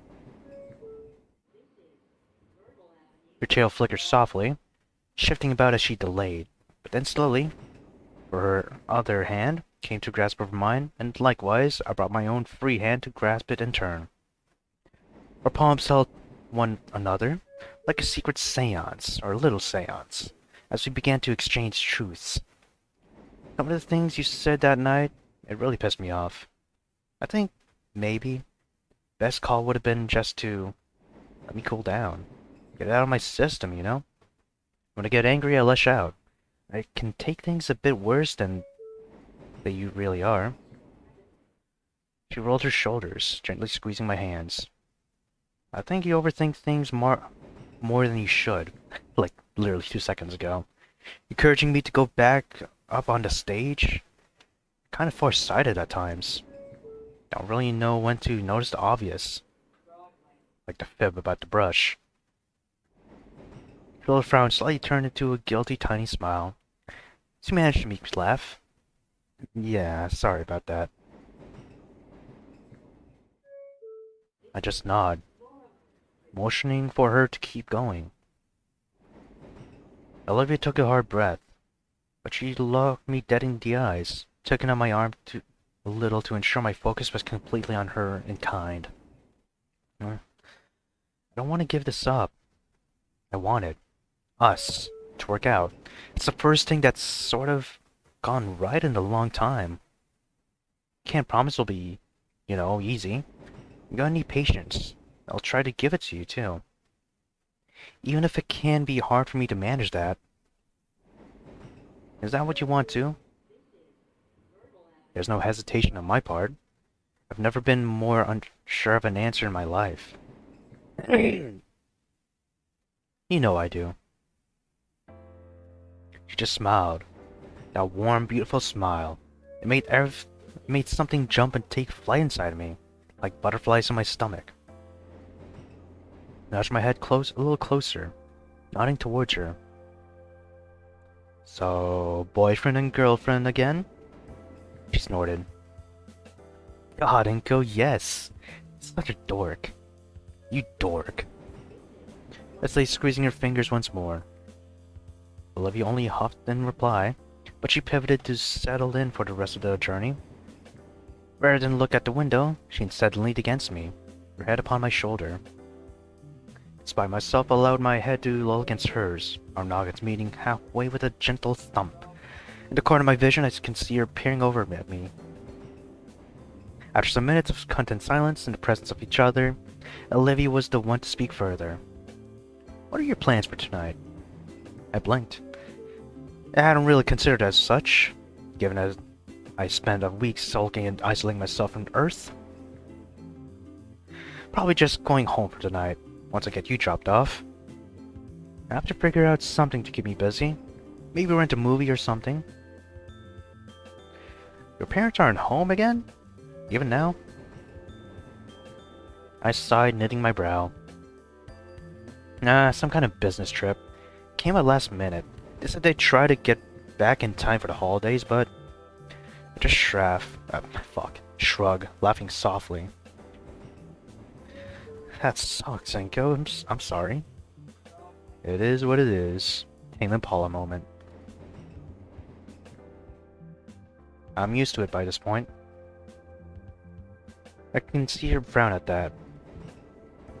One of her claws raised to rub my forearm, pulling the limb a little closer. Her eyes flickered away. She was clearly thinking about something. Whatever it was, it never came. For the last few minutes, trickled by the tram finally slowing to a crawl at a stop, the door swung wide for us to exit. By the time we left the tram, the snowfall intensified even more so. It was getting darker with each minute, causing streetlights to flicker to life across the suburbs. Glowing Christmas ornaments helped in illuminating the world, giving us pretty sights on our way. We didn't let the weather stop us, marching forward towards our destination. Hell yeah. When we finally arrived to Olivia's house, the whole neighborhood was already snowbound, perhaps even more than a week ago. Once we approached the yard, I let go of the wheelchair's handles, allowing her to move the rest of the way unaided. As we walked into the porch, Olivia paused, seeming to glance back at me, like she was checking if I was ready for this. I did my best to give her a reassuring smile, leaning down to hug the olive-skinned artist. She reciprocated the embrace, squeezing me tight. I'm glad you came to visit today. Me too. I'll be as soon as I'm able to, okay? She leaned away, giving me a look, before she quietly nodded. Olivia took a breath before she leaned forward and rang the doorbell. I can barely hear the faint reverberation of the doorbell within the house before I heard something. Rather, someone rushing up to the doorway. Door swung out, revealing Damian. His frills were on full display, and his eyes were wide. "Liv!" He cried out, practically falling on top of the poor girl in his haste to hug Olivia. The Gator gave a cry, startled laughter erupting out of her as she did her best to ward her God's sibling back. God sibling, damn. "I'm alright, Dort, calm down." And there's Vinny. The name was like a dinner bell, summoning up the rest of the pack. "Olivia, you're back!" Oh, damn! Like you pushed Inko. Cries of joy abound. Vinny had come sprinting up, squeezing past Damian as he hurled himself on top of his big sister. The little Spitfire babbled a billion miles per hour as he squeezed his green sibling. Couldn't understand a word of it, and certainly Olivia couldn't either. But she hugged him back all the same. Mr. and Mrs. Payne weren't far behind. The fuck you mean the forms? They briefly gave me a glance, enough to acknowledge me, but it was enough for me to see the overwhelming relief upon their muzzles. Olivia was engulfed by this point, the whole group joining in to hug their errant daughter. "Oh, Ace," I hear Randy mutter, doing his best to hide the worry in his voice. "Don't do that again, please." Olivia looked completely overwhelmed, tears budding in her eyes, but they weren't bad. He looked happy. So happy, but with care and warmth that she wasn't quite sure how to handle it. I just stood off and to the side, staying out of the way as the family welcomed back a part of the group that they had lost for the last week. She had been in the house, but she was actually part of it again. For me, that was enough. "I'm glad you're back. I was so worried." "Thank you, Inko. Vinny, let's go inside." At some point, Sophia had stood, tucking Vinny with an arm and ushering him back to the house. The great group hug was finally dissolving, but Randy and Damian had kept themselves stooped. Olivia was muttering something to them, Damian chiming in once or twice. I couldn't make out what their whispers were saying, but it seemed positive. At least I hoped such. I cleared my throat as I saw the Payne patriarch and his son turn to me, offering them a wave. "It's nice to see you again, son. Hope you've been doing well." "You too, Inko. Thanks for getting her back to us. This gotta be the second or third time by this point, right?" He was keeping count. I chuckled, waved, and began stamping back. "I won't keep you guys. I'd like to..." "Where do you think you're going, son?" I freeze at the elderly Dilophosaurus's words. It takes a second for me to connect what both they and his growing grin meant. "You didn't think we were just gonna make you leave on Christmas Eve, did you?" "I don't want to impose." "Randy, or Ringo, you're part of this, and that's final." Randy gave me a grin, before nudging his head back towards the door. "Come on, we're letting the cold in." Randy disappeared into the interior of his house. Damian lingered long enough to give me a grin. He gave me a fist bump. I sheepishly returned it, but I'm still stunned by the reality of what the hell was happening. As the son moved to follow the rest of the family, I was close behind, joined by Olivia, who smiled sweetly up at me. By the time I closed the door behind us, her hand had come to hold mine once more. The interior of the Payne residence had undergone a Christmas metamorphosis. It's just a Christmas tree. Oh, there's also a wraith too. Garland ropes hung above the shelves. A giant tree being erected in the living room, covered in shiny fancy ornaments of varying age. An nativity scene displaying Raptor Jesus being surrounded by 3 rising kings. Theropods. Kings, fuck it, kings. No matter what they are, the kings, I think. Some Hall Club move. A fucking course, it's a Hallmark thing. Hallmark movies playing in the background, barely audible. Didn't even try to figure out what that one was. They're all the same. Damn right. I'll be right back. Olivia went to her room, no doubt to stow her chair for the time being. I went to the kitchen. A heaping smorgasbord of different cuts of meat that had been laid across the dining room table. Some slow cooked, fried, and then some barbecue.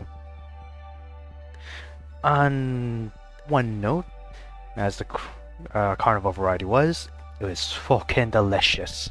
Something probably egged on by the fact that I hadn't eaten actual food in nearly a week.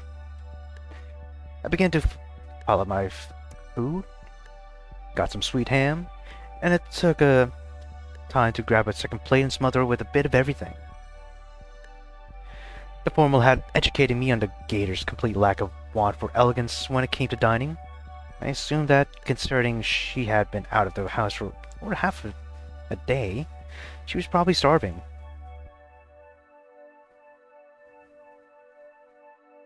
My hunch was reaffirmed by Damian as I sat on the couch, picking up an unoccupied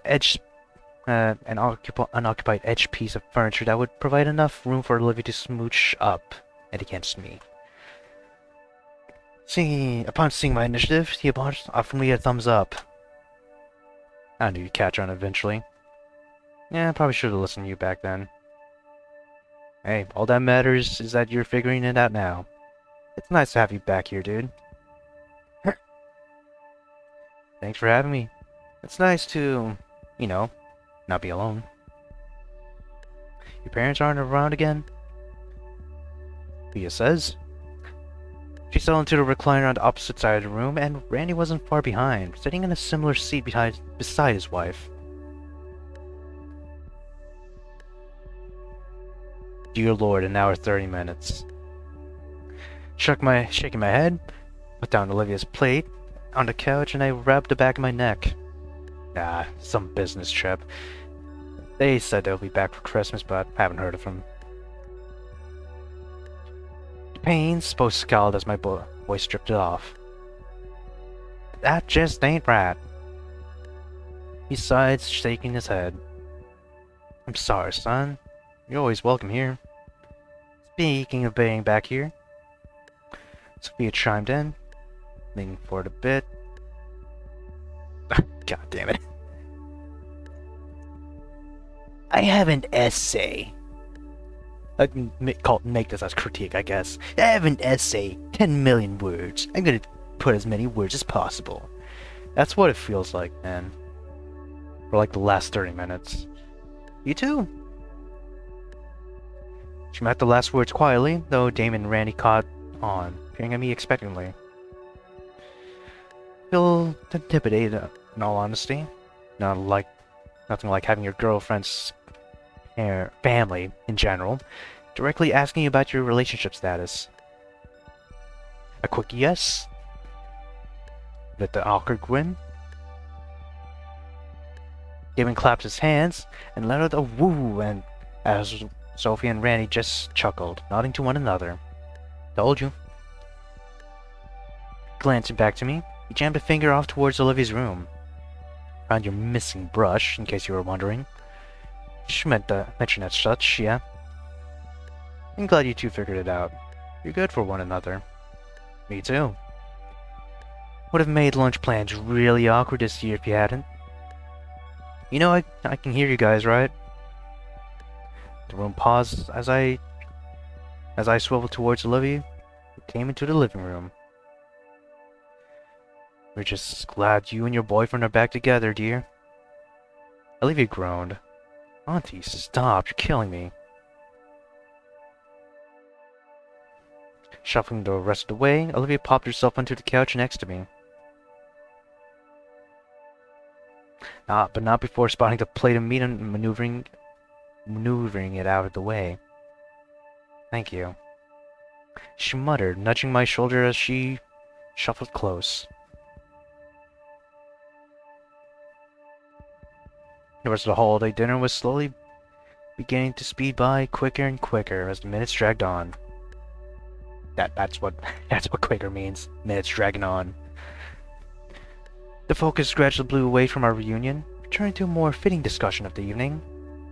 The Randys, sharing stories of relatives of their own childhoods, taking the piss out of Damian, Vinny, and Liv. The food disappeared, gradually, empty plates along with them, but the convo stayed.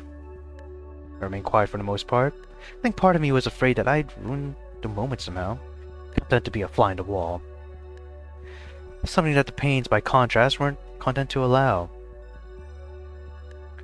No matter how much I tried to be in the background, they dragged me right back in, answering questions where I come from, what I did for funds, my background, holidays at the household, at least what they used to be like. Each time the spotlight had drifted to me, Olivia's hand always managed to find mine, her fingers squeezing my palm reassuringly, giving me the courage to not be a total social fuck-up. Hours passed. One after another, Olivia remained closed.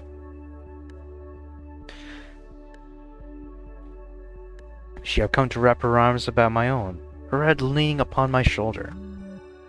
Lost in the moment, I scarcely noticed the dull hum of my phone chime. Clicking it out, a surprise awaited me. A text from Mom. You doing okay?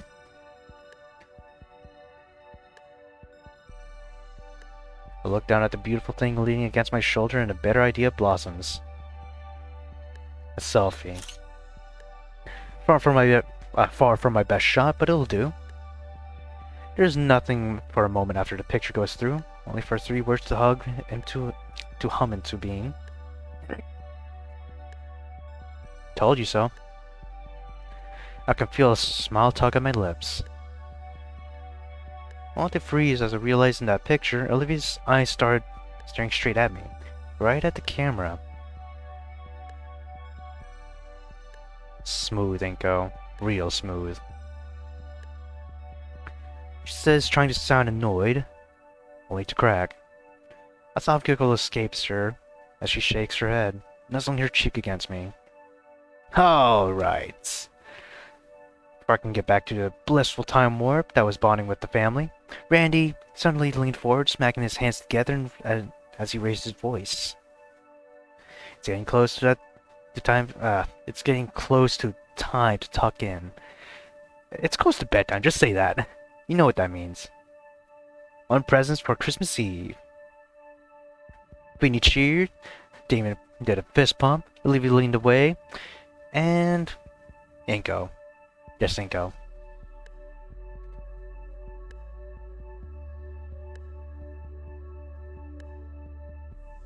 Wandering to the tree, Randy scooped up a handful of presents, tossing children present one by one. A big golden wrap box smacked against Vinny, while Damon and Olivia managed to intercept their respective gifts.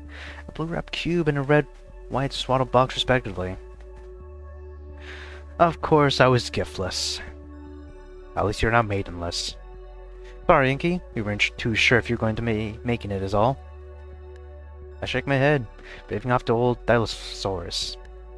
You invited me. That's more than enough, I promise. Olivia's movements have become sluggish at this little exchange. A pensive look crossed her features. Her gaze locked on the floor. She was gripping the present a little too tight. Before I could ask her what was on her mind, Randy could reply oh, Jesus Christ. Before I asked Olivia what was on her mind, and before Randy would reply, Vinny suddenly leapt to his feet. Oh hey, he's got a gift! Liv could still give me that painting given the pain that she made. Kept pieces after she tore it up. But Olivia's face went pale white. Oh my.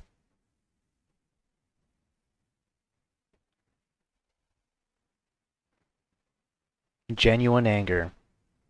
Oh yes. Oh shit. Playing my hands on her shoulders, directing her to look at me. Yeah, it's okay. I say softly, doing my best to reassure her. Olivia quavers, fear and frustration swimming in her wide eyes. But she manages to swallow hard and slowly nod. Crisis averted. Animated by the nearly averted outburst, Olivia and Randy move towards Vinny. Come on, sport. Let's go see what this is in your room, right? Go away. The little Hillian seemed oblivious to the terrible threshold he had unacknowledgingly crossed. You can show them later.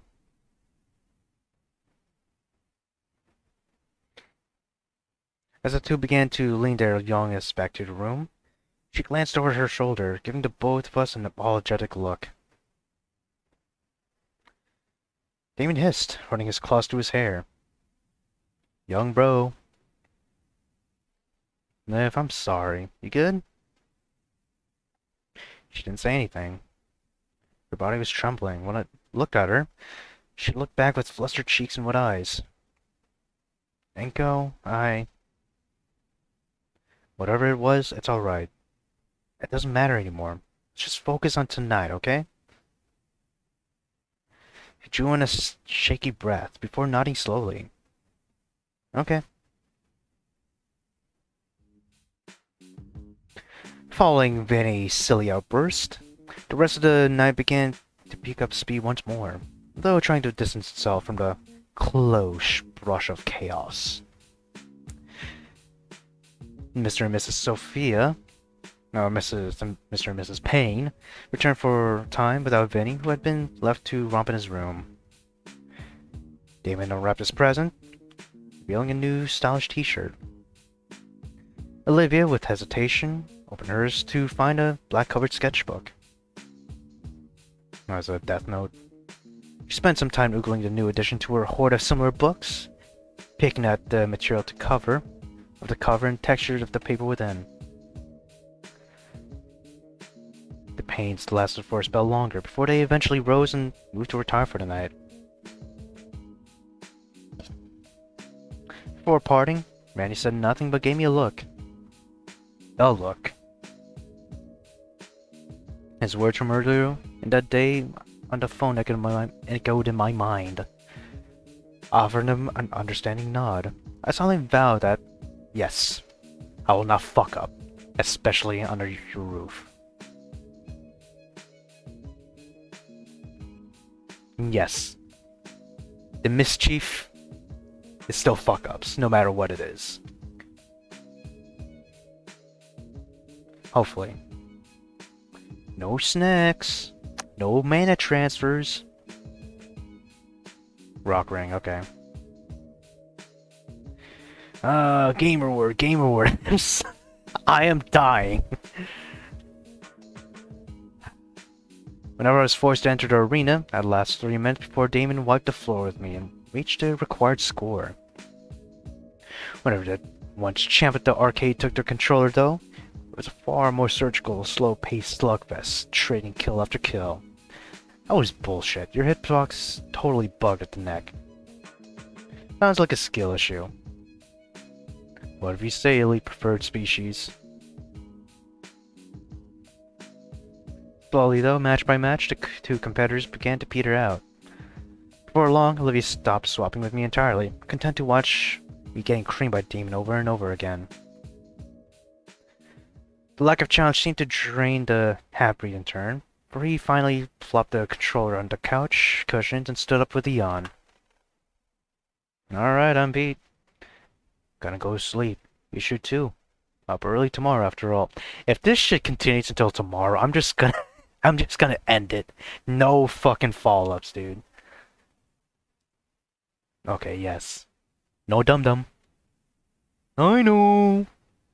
Fucking hell. Damian smirked, waving to the both of us as she wandered off towards his room.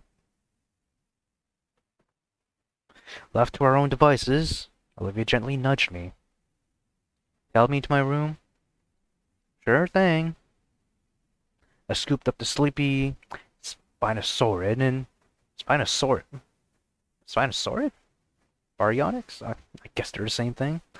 And escorted her back towards her room, navigating through the dark of the silent house with relative ease. I didn't bother to turn on the lights once I passed through her doorway, moving forward. I went to pause as the door shut behind me. I certainly hadn't touched it, but understanding dawned on me as I felt Olivia's tail shifting slightly. It may have been a reflex out of habit.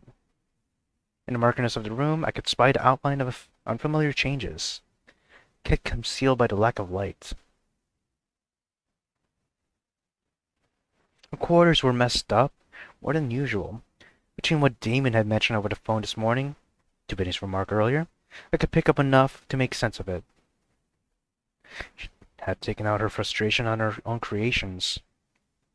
Not the best coping mechanism, but it could have been much, much worse. Yeah, there's shit on the ground. Shuffling towards her bed frame, I gently lowered the tired theropod onto her mattress. I leaned down further, planting a kiss on her forehead, and manages to find one of her claws, and for what I think it is, what is the last time tonight, gave her a squeeze. Night, Liv. See you tomorrow. I'll turn back towards the door. Something grabs my wrist, holding me in place. Come here. There's a tone to her voice that makes me feel squirrely. Olivia! Slowly stepped closer to her. I can see that she's rising, propping herself up with her free hand. She abruptly tugs my arms, using the bare strength first to send me toppling to bed back first. Oh yeah, okay. There will be mana transfers. Why does that light look weird? It doesn't even look round. Whatever. Before I can do so much as move, Olivia's on top of me, straddling my stomach. Her claws come to find my wrists, putting me beneath her. Her gray eyes are faintly visible as a glow in the dimness of my room. Liv? I try to speak. She cuts me off with her lips, pressing hers onto mine.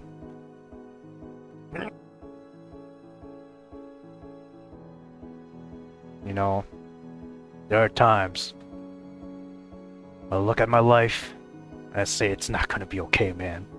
But when I see shit like this, I think to myself that yes, it's gonna be okay. We are gonna be fucking alright. It's forceful, but not quite as violent as we had met earlier today. She squeezes her body against mine, using her weight to keep me where she wants me. Despite knowing well that I'm getting lost in the movements of her tongue against my own, I try to mumble to her to say something. It's enough to get her to pull back, only to dip her mouth lower. Hers now comes to my neck, but it's not lips that touch my throat, but teeth. Shut up. You didn't get a gift earlier. You're getting one now. It's done. He didn't. I just realized Inko didn't ask for this. He's not refusing, but he didn't ask for this. It's up to you what you guys think. It's nearly 5, dude. 7 minutes until 5 p.m. My fucking god, dude. I started this shit 2 days ago, man.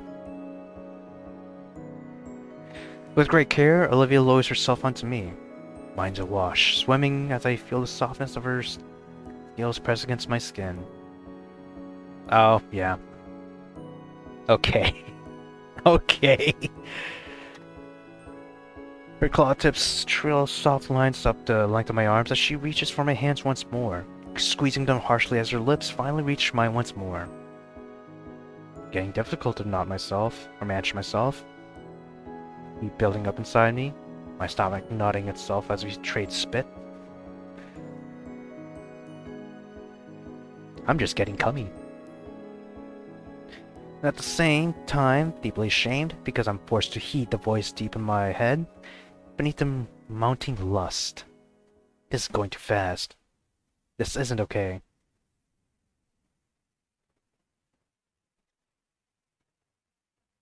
Liv? I mutter as she leans away, her teeth finding their way to my earlobe, tugging it. Her hands are beginning to wander, leaving my arms as they trail down my body. She's sliding lower, fingers finding to their pants shit. Stop! Stop! Bad touch! Go away! The heat of the moment lingers, but the passion snuffed out like a smothered candle. The beautiful thing that was enrapturing me but moments prior had vanished. Damn.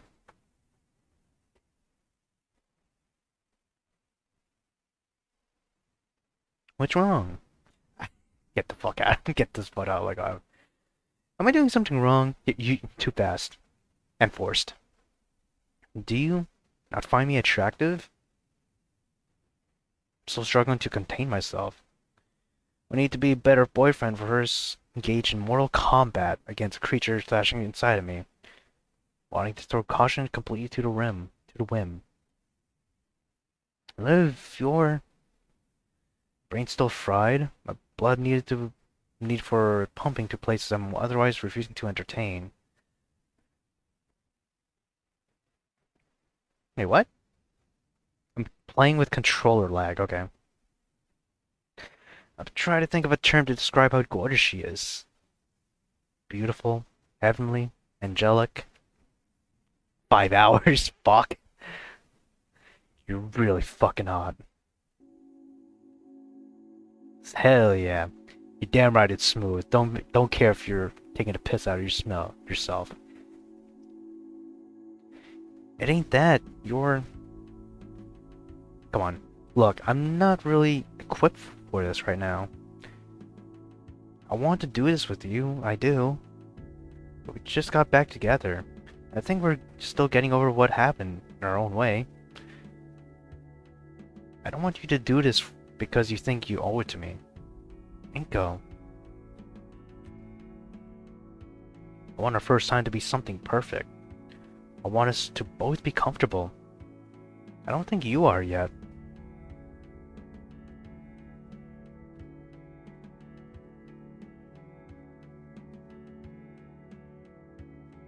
Olivia just stares at me. There's a wet, warm look in her eyes. Does that make sense? Corny? She doesn't respond verbally, but she does lean forward and throws herself against me, wrapping me tight in a bear hug that brings us both toppling over onto the bed. I can feel her nodding, squeezing my head against my neck. Good. Also, I think Wani will melt my face off if he caught us. Olivia snorts, laughing against me. You're probably right. We lay there for a long moment, tangled with one another, but the moment I try to rise, I can feel her force me to halt. You're staying with me tonight. But, don't care. I'll deal with Brand if he becomes a problem, but I don't want to be alone tonight. Please? Can't resist her pleading. With a sigh, I lower myself back onto the blankets, pulling her close. As Olivia snuggles with me, I find myself staring towards a crack in the blinds of her windows, through which moonlight is peering through upon us, illuminating us. Get a better look of Olivia. All I see is perfection, something I don't deserve, breathing gently against me. Jesus Christ. Please. What the fuck?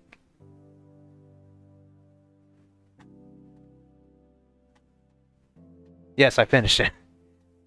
Did you rack it? Fuck it, it's great though. Actually, what is... Your drawings are good. That's fine.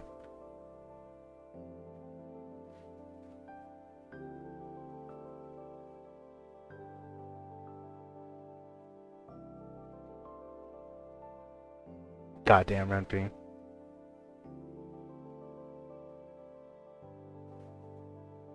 Where's...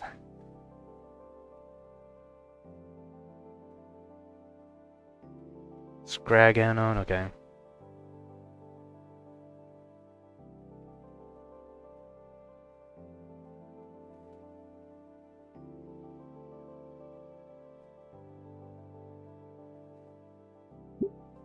I don't think I fully went through the great option.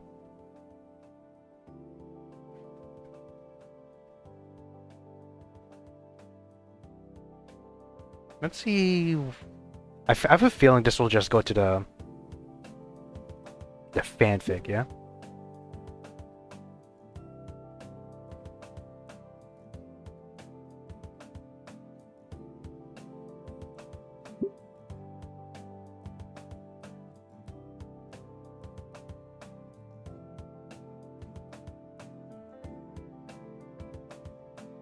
Greater Raisin, right? That's the author of this VN? Or, not VN, the mod, this mod?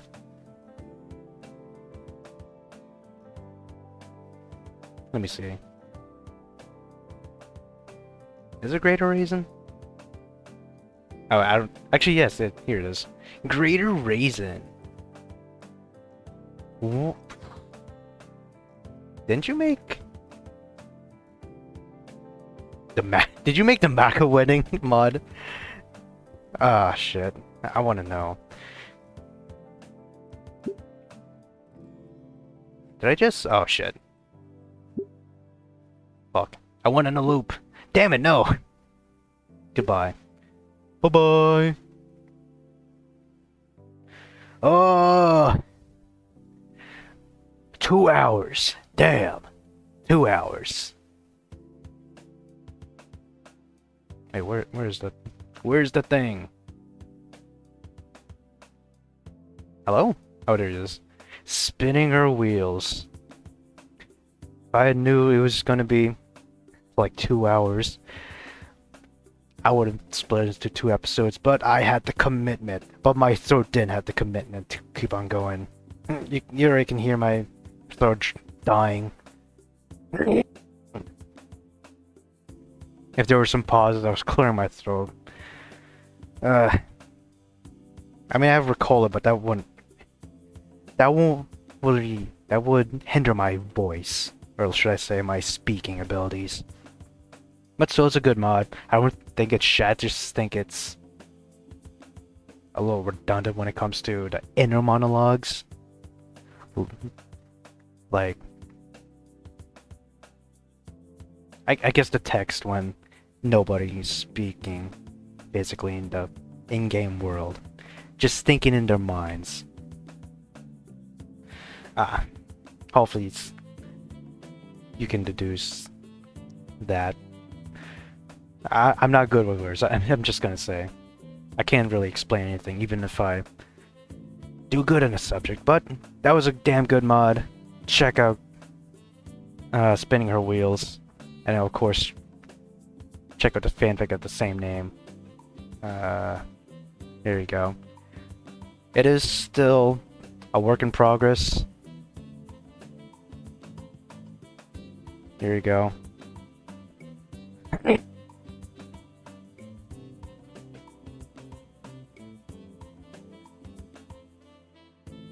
Actually, how many chapters are here?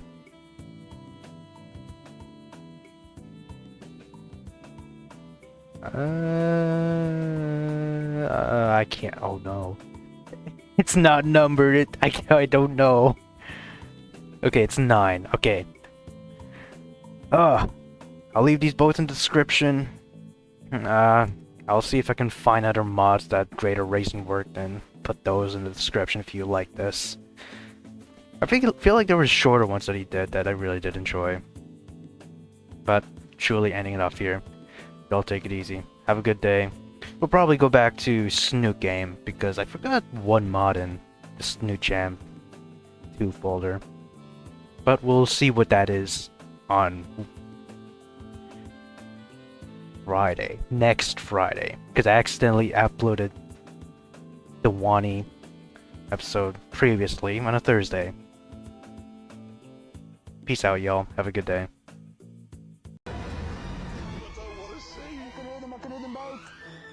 Which car would appear first? Which one?